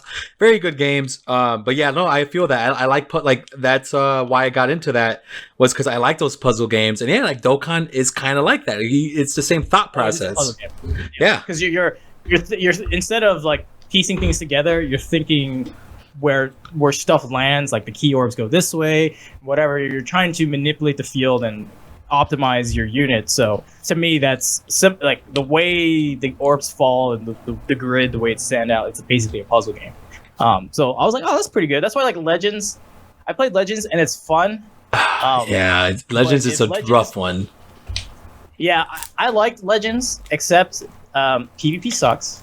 The connection sucks, and then the grind is atrocious. I hate grinding in Legends, dude. It's so boring. Yeah, the problem I have with it is if you're making me manually, like, okay, skip ticking is another problem unto itself. But if you're making me go in and do these like fights, make it fucking interesting. You know, like Goresh and I talk about it all the time, but he's just like, make it power fields or power up like things on the field that you have to go to get instead of just a typical, you know, like your regular battle system, which is what the regular PvP is about. Just make it different from the PvE side, so it's not the same fucking boring grind over and over again. Completely agree. Totally agree with him on that. If they did that, then I might come back and just play the PvE side by itself. But PvP, like, well, I was never great at it, but two, the connection's always blue. There were cheaters everywhere. It's just like, Legends kind of became sour, man. It's sad to say. I liked Legends when it first came out, but the longer I played it, the more I was just like, man, this isn't great. You know, like there's so much stuff that they do right, but then there's so many things that they go back and ruin it, and it's just. Especially with all the new Zenkais. I mean, watching all these Zenkais coming out, it's just a clear indication that they're not doing that well financially. I think that's basically what's happening here. And a lot of people are turning the game down, like they're losing big guys in it. So they're trying to, spruce up the content. But it's like, no, dude, it's not the Zenkais that we want. It's fixed. Like, fix the gameplay, make grinding fun. Make PvP, finally fix PvP. It's been almost, we're gonna hit 3 years next year, and you guys still haven't fixed it 100%. So, like I've talked to a couple people on Discord and stuff. I'm like, they're like, they're spending tons of money, and I'm like, hey man, I played Gacha games where they got shut down after spending some money. There was a My Hero game on JP that I used to spend a lot of money on, and it just got shut down randomly, and you could kind of see it coming. So I just tell them, like, be careful, because Legends it's not in a good spot, especially when you don't have your content creators backing you up. That is when you're like in deep shit, because content creators, a lot of people will be like, oh, like, these guys are just getting free money, they're just hyping up a game. Like, no, they don't understand that all the Dokkan tubers are keeping the game afloat. Like, the game by itself does make money, but when you have, you have Goresh, you have Truth, you have Jinro, you have all these big, you have Talon, you have everybody talking about the game to thousands and thousands of people. They're going to be like, people start spending money when they see their favorite tuber spending money. They're like, oh, dude, I want to get the same character this guy has. And content creators kind of really help a game. And Legends content creators aren't backing it up anymore as much. Yeah.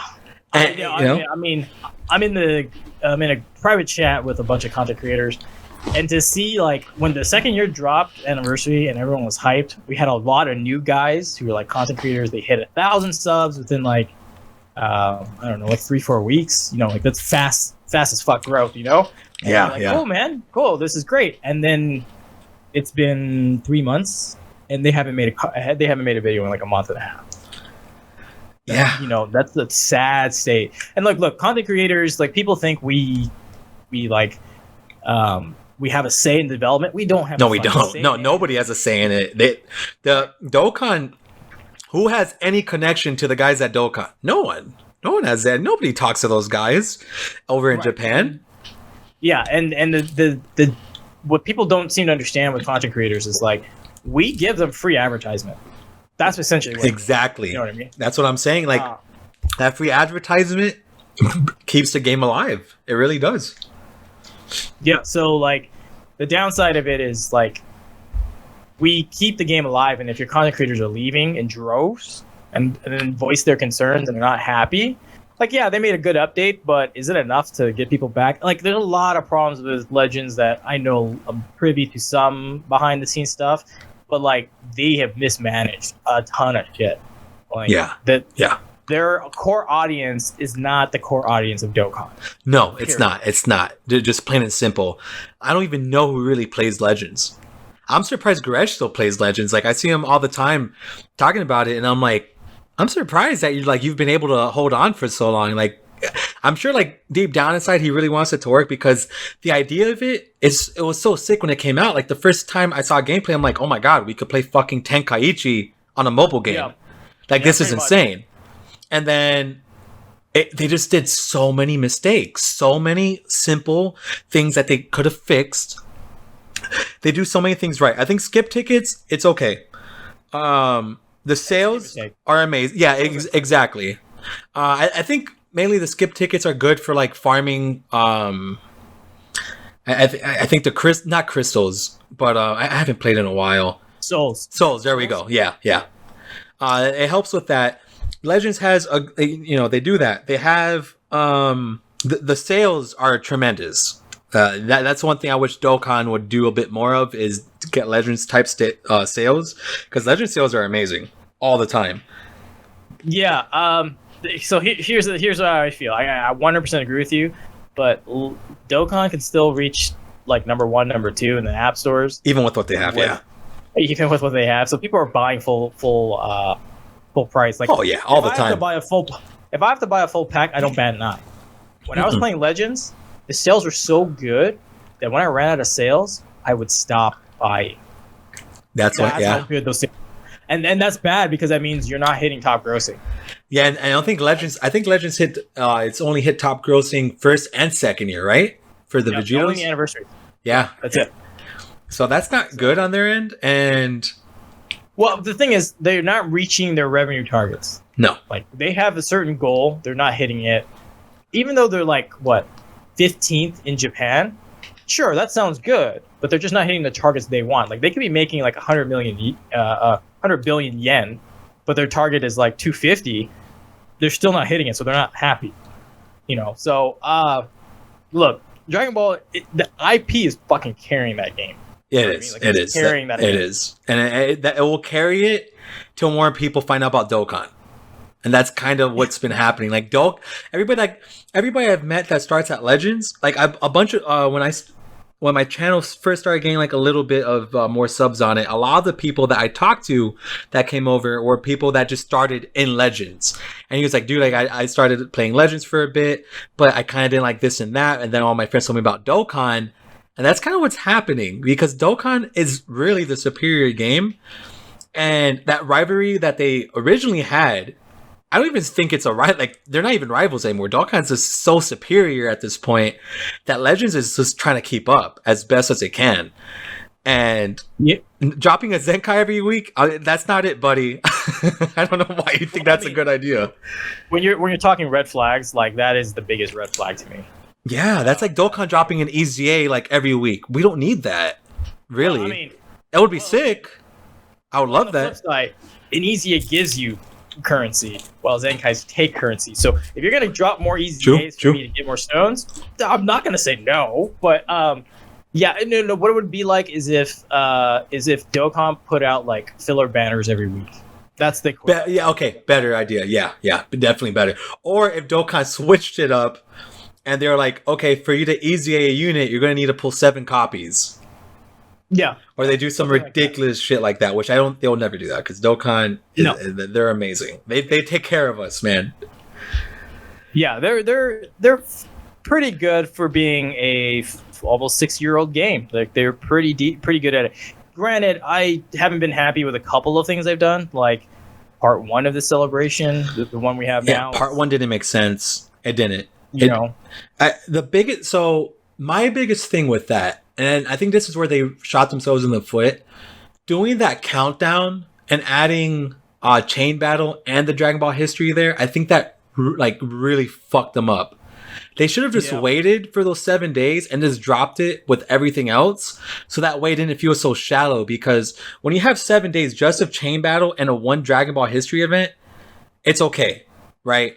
Because it's a countdown. But once you hit that part 1 and all you have is a story mode, boss rush, and I think that was it, right? It was the boss rush and the story mode. That's it. Yeah, like you see, you should have just added all 4 things together, so that way everybody, like, we would have been busy for like a solid week. They did it so weirdly. I don't know why they decided to do it that way, dropping Chain Battle a week early. I think that really kind of messed them up. Yeah, I think. I agree with you there, because like the thing about the countdown, at least the prior download celebration, it was just literally a login bonus with like, which they should always do. They you don't got to add content there. We already had content to do. No, I agree with you. So like that's what I'm saying. Like I agree with you where they should put Chain Battle and a story mode within part 1, and then just left the countdown as just like login bonuses. That's it, right? And like maybe something else. Open a stage up for a certain story mode, a separate story mode, or some shit like that. Like that would have been fine. Yeah. But again, for the most part, they've been pretty good. They've bungled a few things. Like there's some more recent things, like this celebration they bungled, but for the most part, they're pretty well tuned to their audience. So I will give them credit there. Yeah, they do listen. They definitely do.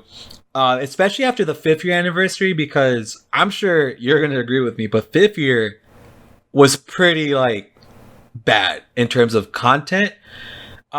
Just in the sense that they threw everything in part 1. Yep. And then you have part 2 and part 3 kind of like staggering there. I don't like these part 3 celebrations. I know a lot of people get hyped for that, and I'm like, we don't need it. Like, just kind of start up the next celebration already, like just give me the new stuff. Like, give me what you're gonna give me for the next one already, so we don't have like a solid week and a half of just kind of sitting there. Nothing. Yeah. I don't like it when they hit part 3, because again, there's no new banner.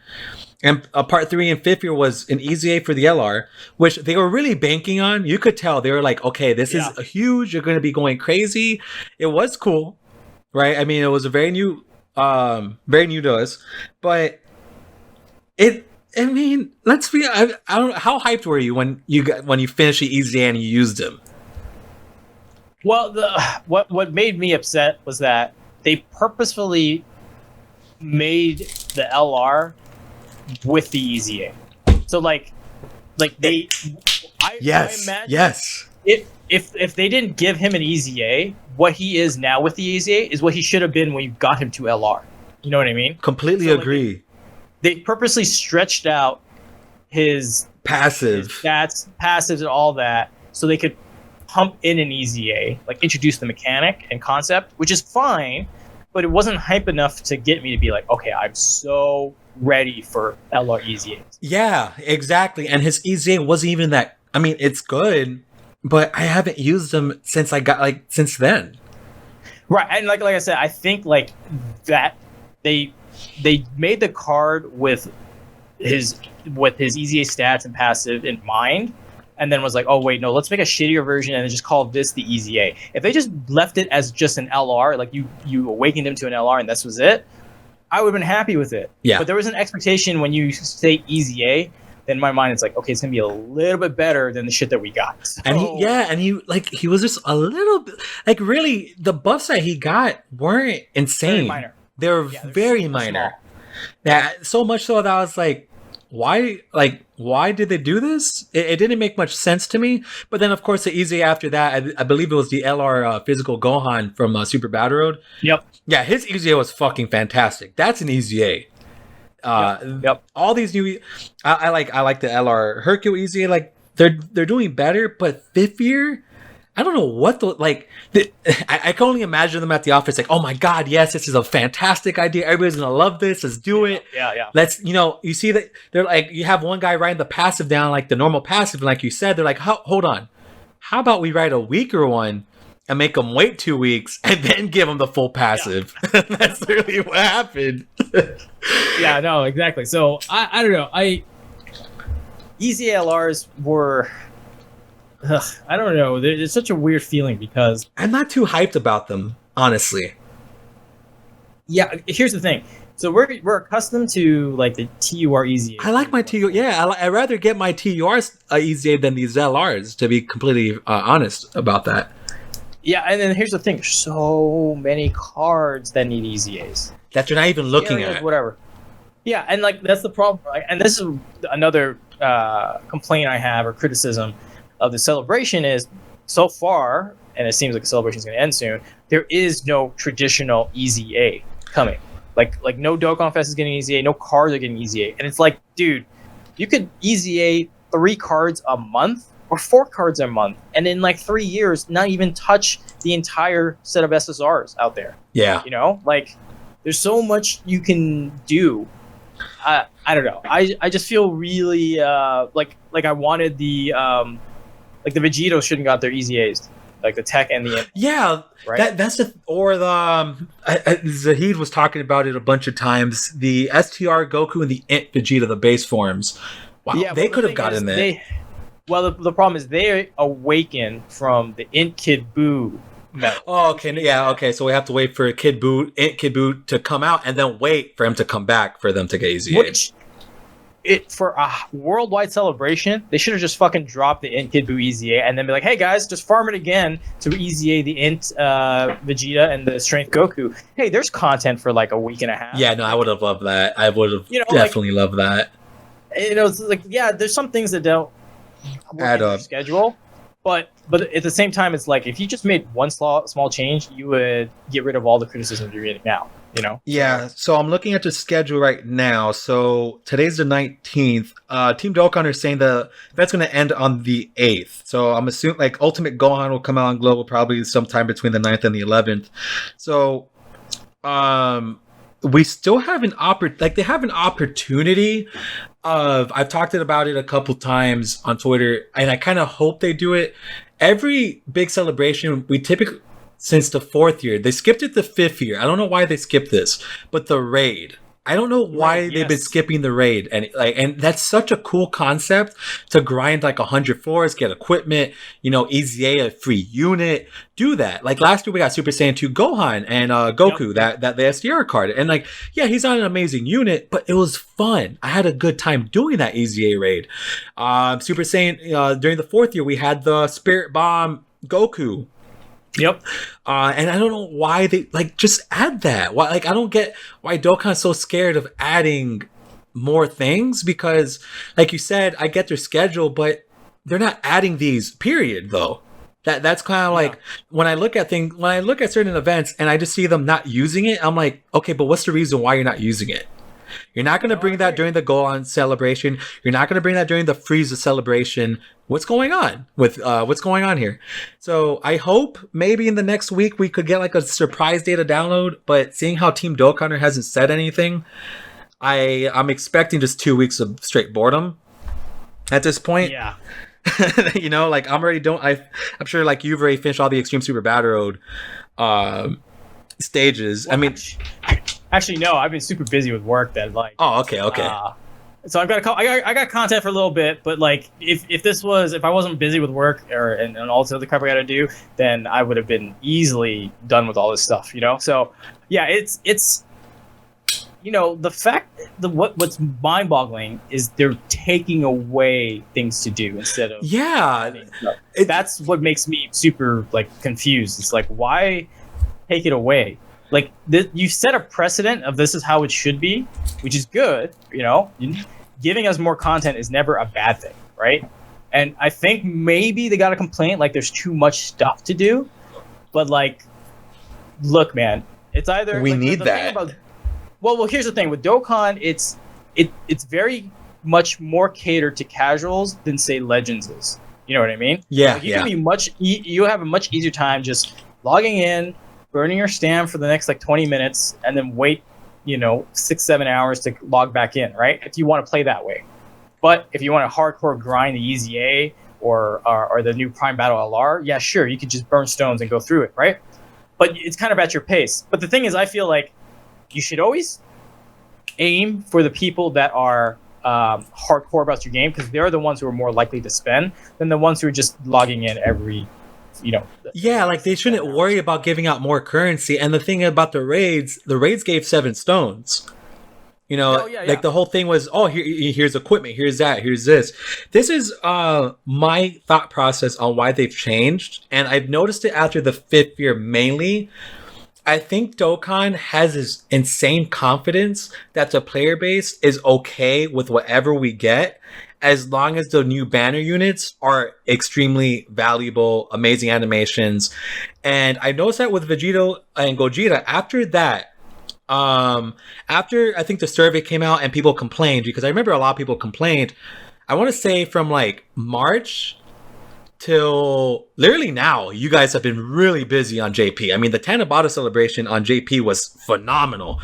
I think it was like 6 EZAs, 2 LR EZAs, Topo and Dipso, tons of new units. The banners were amazing, and they listened for a while, but for some reason, I want to say because it was Global and JP, I almost want to say that they were a little scared of dropping more stuff for Global as well. That's like, obviously that's conspiracy.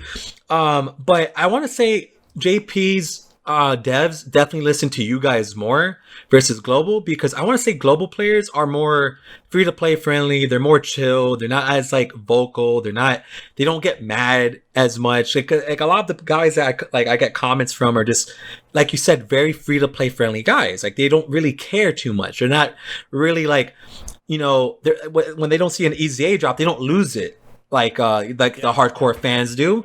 So I think that might be why. And I'm already calling it now. During this next Frieza celebration, you guys are going to get something big.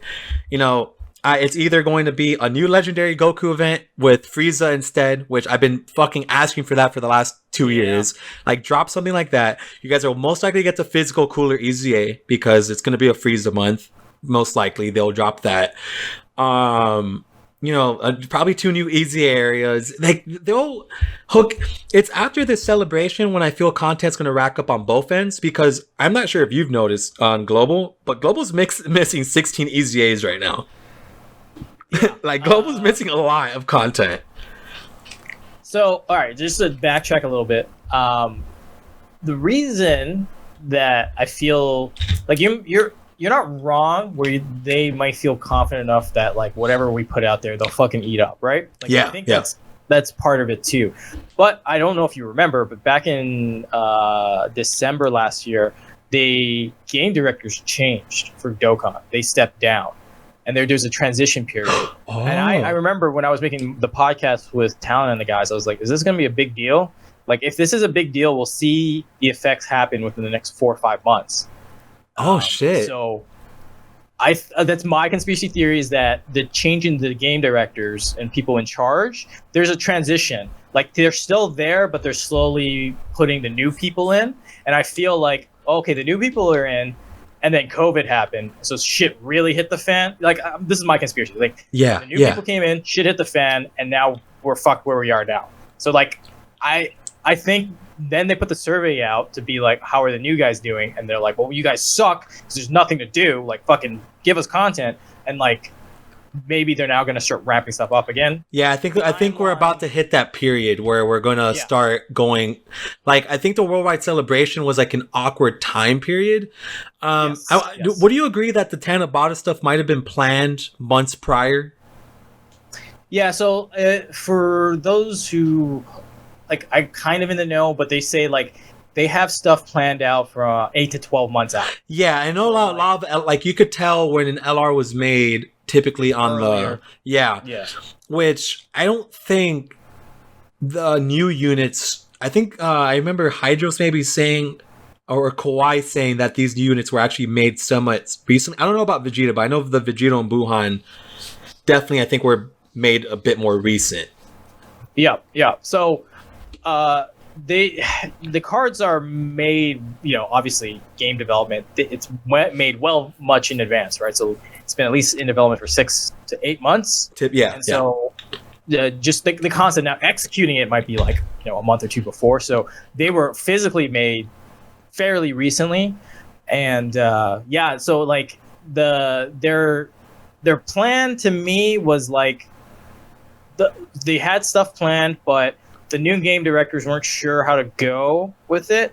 And I think that's where you're like, okay, don't worry about it. Just put whatever you can out because they'll eat it up.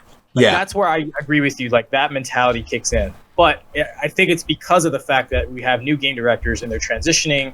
And then, of course, COVID threw a fucking wrench into everything. So, and I've mentioned that to a couple people saying, like, I think COVID might have actually messed up the celebration a bit more. But then they're like, well, the Tanabata celebration, everything before that was fine. But I'm like, it could have been made earlier before all this hit the fan. Yeah. I think the Tanabata celebration was like finalized within like March and April, which at the time in Japan wasn't when shit hit the fan with COVID. No, it wasn't. It was May and June where things got really bad. So April it's like finishing all the, dotting all the I's, crossing the T's for Tanabata in April was fine. But then you go, okay, we got to do the next celebration. We go, oh, shit, well, we all got to stay home because of COVID. Well, whatever. We'll just toss this out and see what happens. You know what I mean? I feel like that's what happened. I mean, I could be completely talking out of my ass here. But no, I want to give them the benefit of the doubt, man. I think that's the vibe I got as well, because I was always like, man, what's going on? Especially with Global. Because like I was saying earlier, I don't know what the Global dev... I mean, I think it's all just one dev team, right? For both? Well... Yes, no. Well, yes and no. There's two different teams. There's the global team and then the JP team. Now, the thing is, when you have these global celebrations, they kind of work together, obviously, right, to make sure that everything is going to plan. Like, oh, the Hercule's going to EZA to this, and so is this base Goku to Super Saiyan 3, right? They'll work together on that. But in terms of the card development, now, in terms of planning and celebration, I am not too sure about that. Maybe imagine they would talk to each other. But I feel like they'll have to. But we have separate campaigns, right? We have a campaign like Global's got the Twitter campaign, right? Like the Hercule thing. Like, that was spearheaded by Global. JP latched on, was like, okay, let's help them. Let's have the JP account like tweet it out and like help them. But that was directly a Global thing first. Like they were spearheading that. So. There are two teams, that's for sure. But the global team's also in Japan, though, right? Yes. Okay. That's what I'm trying to say. The global team's in Japan, but they're distinctly separate from the JP team. That's also in Japan. So. Yeah. Okay, that makes a lot of sense. Yeah. Definitely. I wish like they could just. I mean, I just wish they were more transparent. Like they could easily just post it on Twitter, like, "Hey guys, our workforce is working from home. A lot of our designers are at home right now. We can't get, we had all these things planned, but we can't get it all out. We apologize." I just wish Dokkan did a little bit more of that, because we don't really hear anything from the devs till they're like, okay, here's a survey. That's the only time like we ever actually hear them. And okay, so my counterpoint to that is it's probably a cultural JP thing, because by admitting that they can't do something. True. Yeah. No, that's a good point. Admitting a mistake, and they never want to like have a shameful face to the community. Like, we failed you guys. We're sorry. So I feel that's more cultural in the sense of like they never, like any other like Capcom, Bandai Namco, all those guys. They never ever put out like. They're never really that transparent because they just want to put on the facade that everything's going well and everything's good. True. And so, like, I mean, again, I might be talking to my ass, but I feel like that has an impact on it, which is different than us, where we want to hear everything. Yeah, it's a culture difference. Yeah, no, 100%. They have a lot more pride in what they do. Like that's their livelihood. That's their, like, they spend all their time on it. No, okay, no, I completely respect that. It is very respectful. It's just. I mean, yeah, I agree with you. I wish we got more. Yeah.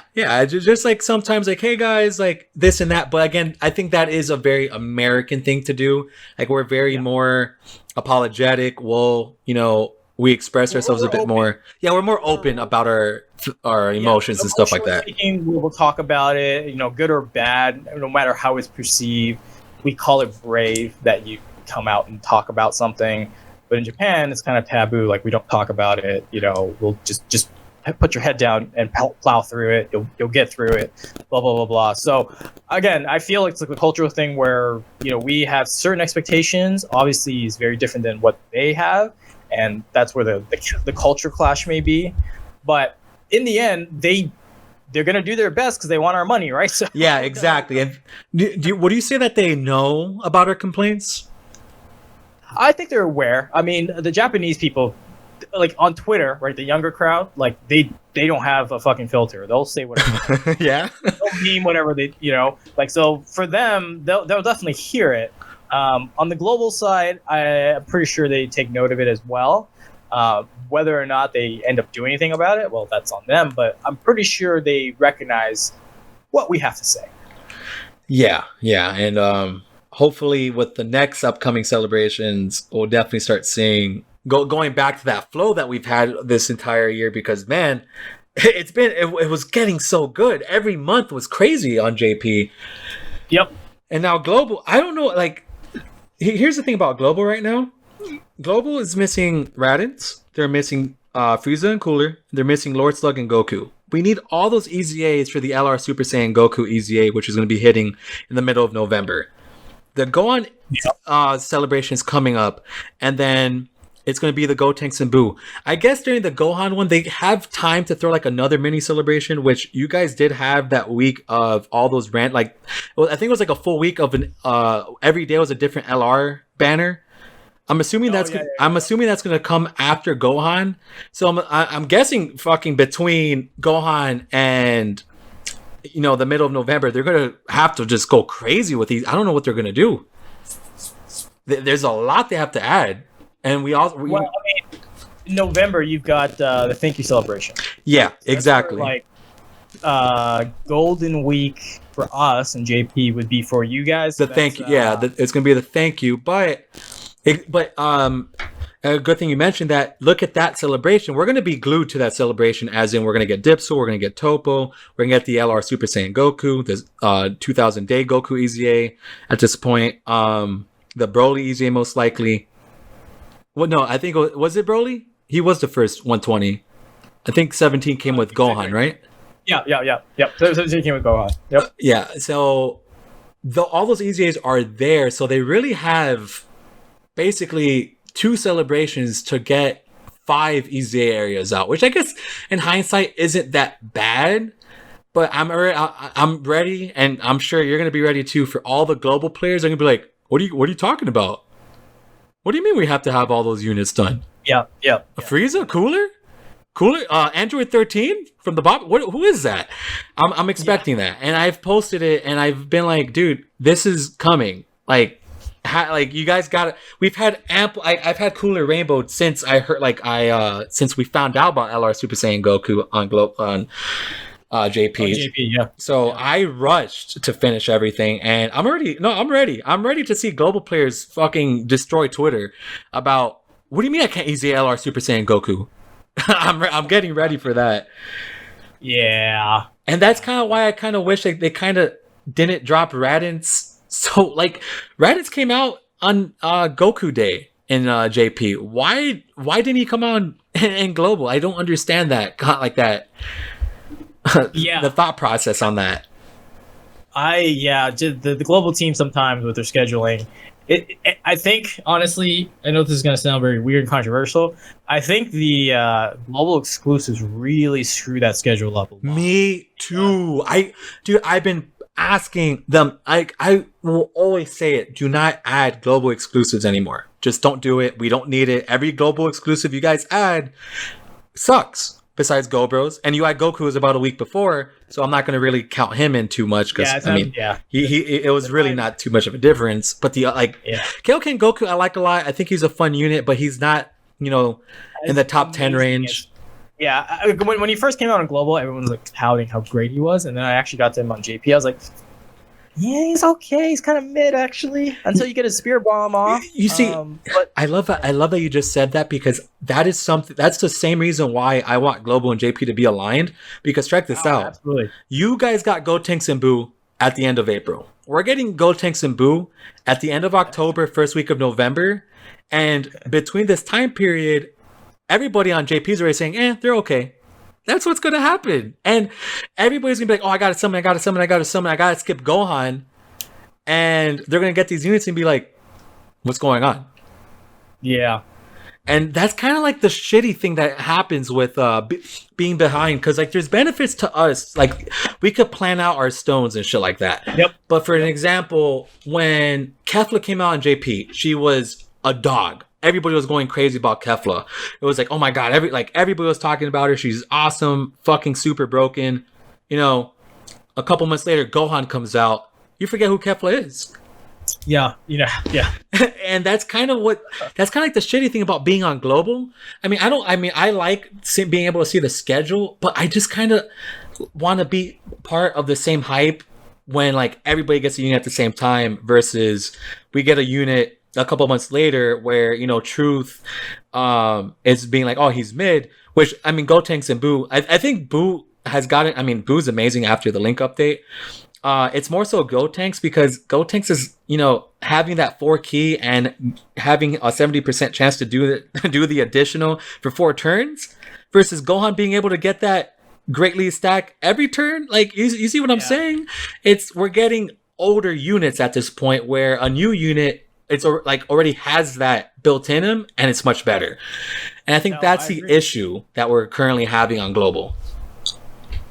Yeah, I think to sum it all up, like if we were on the same track page, we would all get hyped and disappointed at the same time. So no one's pissed at each other like, oh my god, you guys didn't listen to me. I said he's mid and you're still summoning for him. Like, oh my god, you guys are fucking not listening to me. I told you just to go all in on for Gohan. Like if we were all on the same page, no one would know what the hell to do, and therefore they would always hit top grossing. Oh yeah, we would hit it all the time.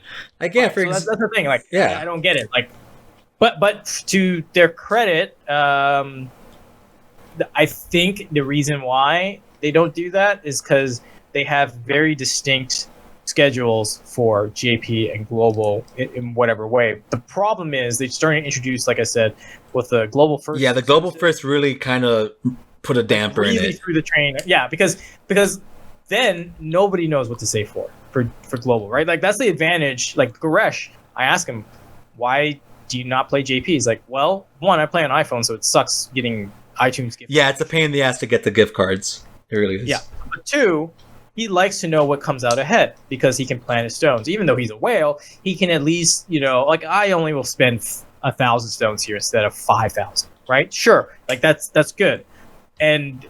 But now with Global First exclusives and the schedule is not the same, and then like some units haven't returned, like before this celebration, you guys, it's been a while since you've seen Cooler, right? Strength Cooler. Yeah. And then since March. In Gohan since his February. So because of this whole Global First exclusives, pushing back certain units, taking some out, it kind of fucked your schedule. And if I was a global player, I'd be pissed because then now there's no consistency or predictability of what's going to happen. And you're like fucking in limbo. And like if you're not whale or heavy spender, then you're super scared on where to put your stones in, Exactly. Yeah, no, it is scary. It is scary. And that's the thing. Back then, I think a lot of the YouTubers are like, oh, let's everybody skip Int Gohan. Because Cooler's coming up. Int Gohan is a unicorn on Global right now. Like he has not come back since February, man. It's been a long time. Everybody's like, "Yo, where is he?" And I'm like, "He's gonna be on the Ultimate Gohan banner 100%." And it's gonna be crazy to say that the Ultimate Gohan banner might end up being pretty worth it on global, especially since I think they know. I want to say the devs know that the global schedule is not so great, and that's why they've been incorporating those 3 stone, those 3 multis with the guaranteed banner unit. Yeah, I think that's what they're. I think that's why they're doing it. You know, they have the tickets, you have the discounts. Like they know that, like they know global is not right, but they try compensating. But all they have to do is just skip global first. We don't need that. Like global first hurt the game more than anything. I mean, it's a hot take to some people, but I think it's the right take because without it, you guys would be on a somewhat predictable schedule and everything would be fine. And then you would actually know what banners to skip and save for. You know what I mean? Yeah. Like what happens now? Like, okay, so we have Ultimate Gohan coming next. Then Gotenks and Buu. Then it's gonna be LR Goku and Vegeta. Then it's either gonna be a global first or they do the smart decision and just put Angel Gold and Frieza there. And then the Christmas banner could be LR Jiren. And then as a surprise, they could do another, I guess, worldwide New Year celebration for January. And just do something like that. So we're not so far. Like, I don't know why they just don't do stuff like that. I mean, Truth actually said it one time in a video, and I completely loved the idea of all of us celebrating New Year's together, worldwide celebration, and the yearly anniversary. I think that would be perfect. I think they should do that. You know, it's so stupid that Vegeta and Gogeta came out in February, and then LR Jiren comes out, UI Goku comes out. We're getting these new cards. Like by the time we summon for Vegeta and Gogeta, I mean, they're still amazing units. I love them to death. But then you see Jiren, and you're like, what the fuck? You're like, yo, what man? It's like, what in God's name just happened? And not even a month later, this is the biggest thing that bothers me on Global. And I'm sorry that for the little rant. But 5th year comes around. We get the new hype units. Last year, we got Super Saiyan 4 Goku and Super Saiyan 4 Vegeta. This year, the Blue Fusions. A month later, dude, we get better units than the 5th year units. It's happened 2 years in a row. And it's like, we wait all year to save our stones. We tell everybody save their stones till 5th year. They all go crazy. Get the units. A month later, oh, by the way, there's going to be better banners. We're going to give you we're going to give you 2 banners with 4 LRs with amazing Dokkan Fest units and 2 new LRs that are going to be better than the units that you saved all year for. And it's like, man, this kind of sucks. Like it's tough for free to play players, especially because, like you said, it's like they wait. I mean, they just wait there. They just wait. They don't summon for Cooler. They don't summon for Bardock. They don't summon for Gohan. They don't summon for Kefla, Beerus. They skip all that, and then a month later, STR Cooler's on the banner and Bardock's on the banner with 4 other LRs. It's like, come on, man. it's shitty. I think what's the biggest slap in the face for Global is the fact that Gogeta and Vegeta came back on these banners for you guys. Oh, you just had them a month ago. Yeah. So like some of you guys, like if everyone's like, oh, should I pick up coins? Like I always tell people, when you use your coins, obviously the first targets are your Dokkan Best exclusive LRs because they don't come back often. Well, fuck, I ate my words because they came back the next month. So like, yeah, I wasn't expecting that at all. Yeah, neither was I. I mean, I was like, for us, we just had Tanabata, which had those fuckers on there. And then you're like, okay, cool. And then now you're like, well, they're back. Why? Yeah, it's they're trying to get the money, but I'm like, okay, you guys don't have to be dickheads to get money though. Yeah.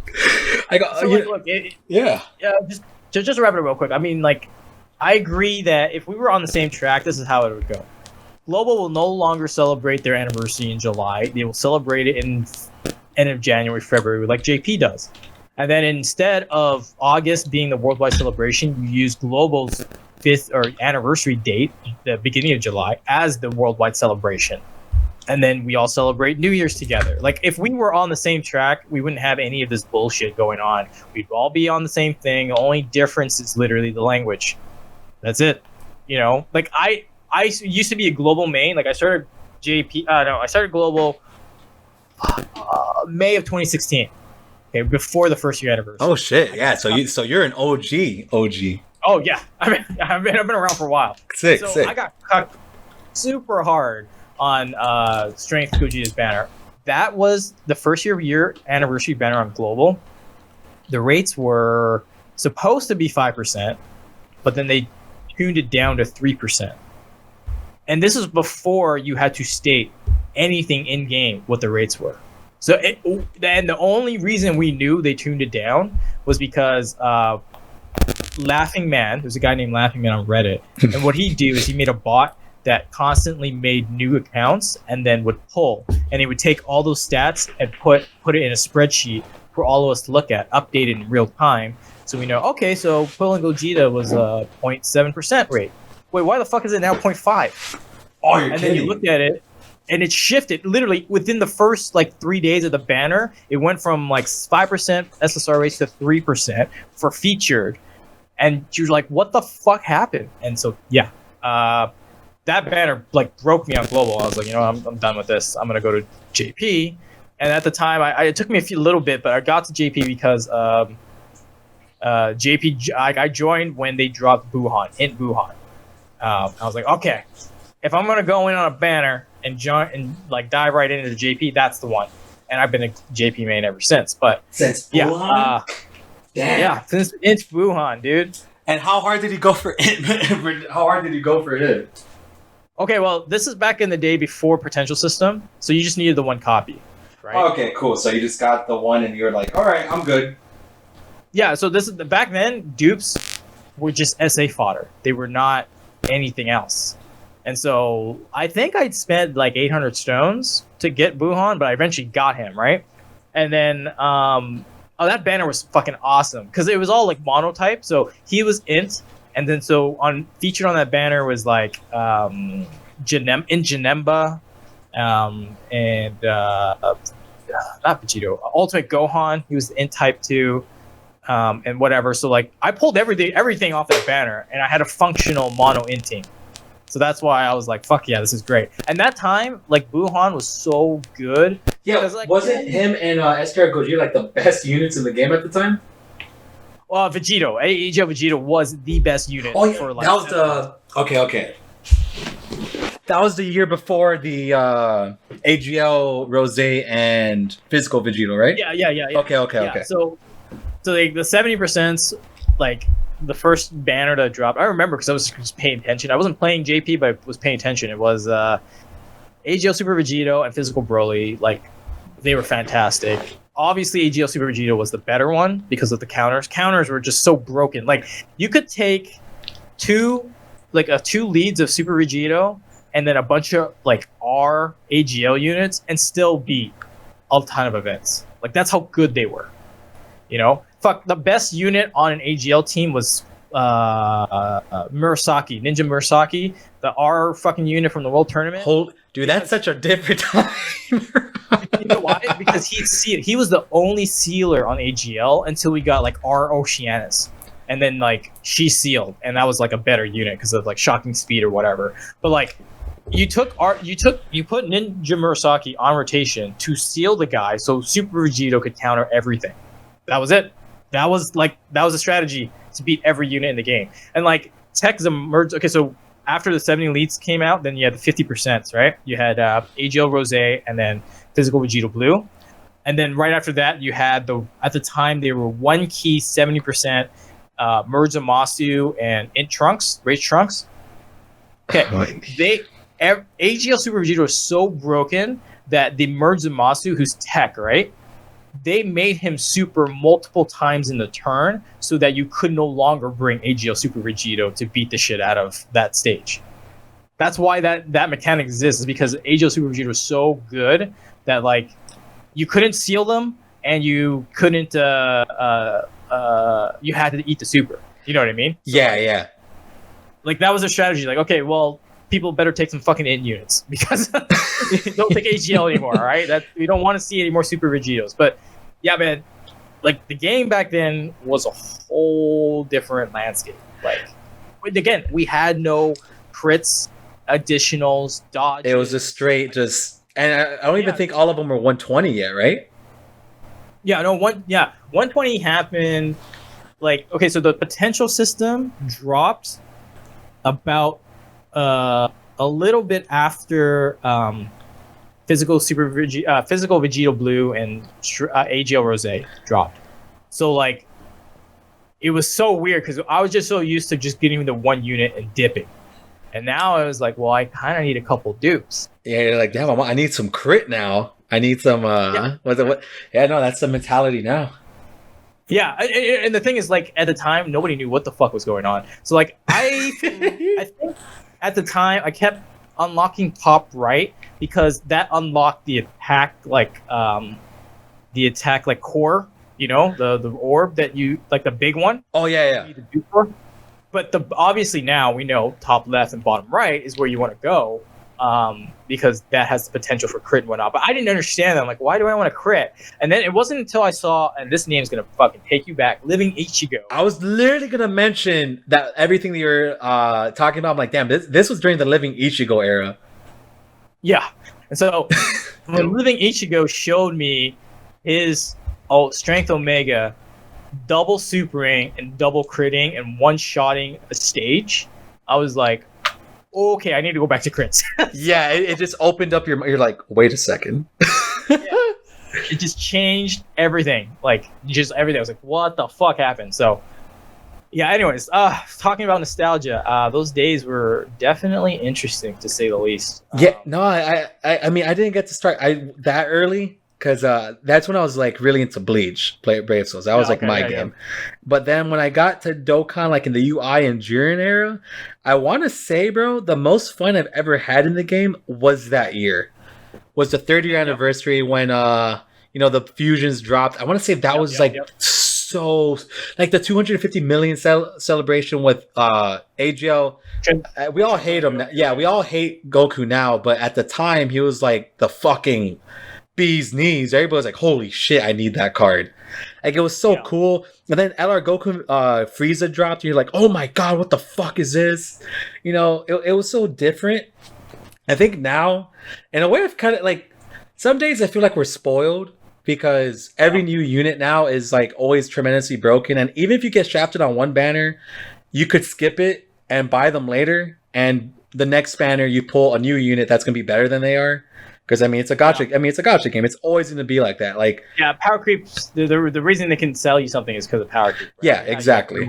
Now, but how are you going to spend money and pull on another banner if that unit's not number one either? So it's bound to happen. I mean, they've gotten a little bit better about it now because like we haven't had a full meta increase in the leader skills, right? Like 170 is the top I've ever seen. Yeah, and people are like, "Oh, the game could end soon." I'm like, "Boy, they could drop they could start doing 190s and just fucking keep." Yeah, they could just jump up and be like, "Okay, we're gonna do 200s now, and we're gonna go back and redo every single category in the game."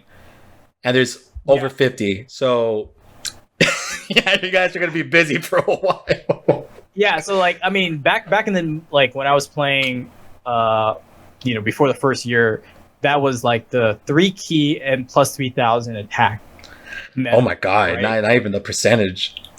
Yeah, no, it wasn't even percentage, right? And like, to put it in perspective, the fact that one, you got 3 key from leader skill was fucking mind blowing, because there was a time where you didn't super at all. And I remember watching old Living Ichigo videos showing that, actually, when like it would be like a straight rotation of just like, okay, we're gonna get a bunch of good attacks here, and none of them were super attacks. Yeah, so you got that, and then the 3,000 attack. Like when Strength Gogeta dropped, the fact that he did 150k damage blew my fucking mind. I was like, oh my god, what did they do?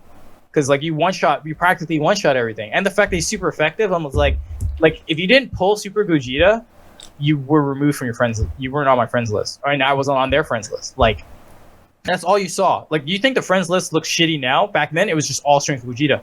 You couldn't find anything else because he was the de facto lead, and if you didn't have him, you were gone. You were not added to the friends list. And then you got to the 70% meta, which was like the biggest. I still think it's the biggest controversial like change in meta, only because people were arguing who was better, Super Vegito or Strength Vegeta. mostly because people were arguing over their favorite fusion. But on top of that, like we had an actual meta shift of like 3 key and then stats were like by percentage, like boosted by percentage, and you're like, I mean, my Strength Vegeta team can still knock out these stages, but I only got 90k HP, while AGL Super Vegito taking all an AGL team was having like 150, 170k HP and like doing like really good damage.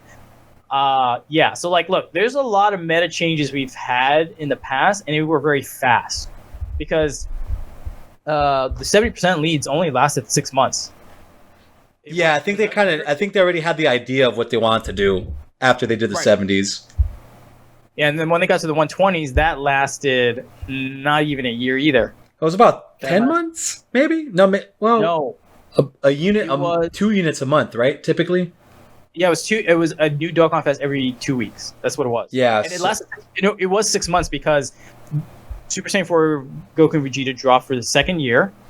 And then it was the categories at the 300 or the 200 million download, whatever Super Saiyan 4 Gogeta was, and Physical Omega. For JP, they introduced the categories. Okay. That they were the first category leaders, right? Right, they were the very first category leads, or Dokkan Fest category leads, and so from literally now look at them. February in 2017 till like July of 2017, or no, not August of 2017. That was the 120 era. Like, it was just super packed. It was just Dokkan Fest after Dokkan Fest with dual Dokkan Fest here and there just to like make sure we got through. And then we got to categories. And we've been on categories for like 3 years now. So yeah, they finally found like a spot where they kind of want to be at, which I do like the categories, of course. I just kind of wish that they stopped making new ones. we don't need any new ones. I do too, but I think my speculation on that is they need to sell shit, right? Like, it's hard to sell a new card that has old categories in it. I don't think that's a problem, but I think that's what they're thinking in their head. Like, okay, so we got to make rapid growth, we got to make special pose and all this other shit so we can sell the card. And I'm like, if anything, that's kind of a deterrent because the friend system still exists. Yeah, I can't you can't find Kev. Like, I mean, I have a couple Kefla friends because I had to look for them on Reddit. But other than that, it's like Android 13s. You can't find Android Saga leads. I mean, it's a mess still. Like, I want to run Wicked Bloodline. I really can't run Wicked Bloodline. I have to do with STR Cooler instead. And even STR Cooler on Global, there's not a whole lot.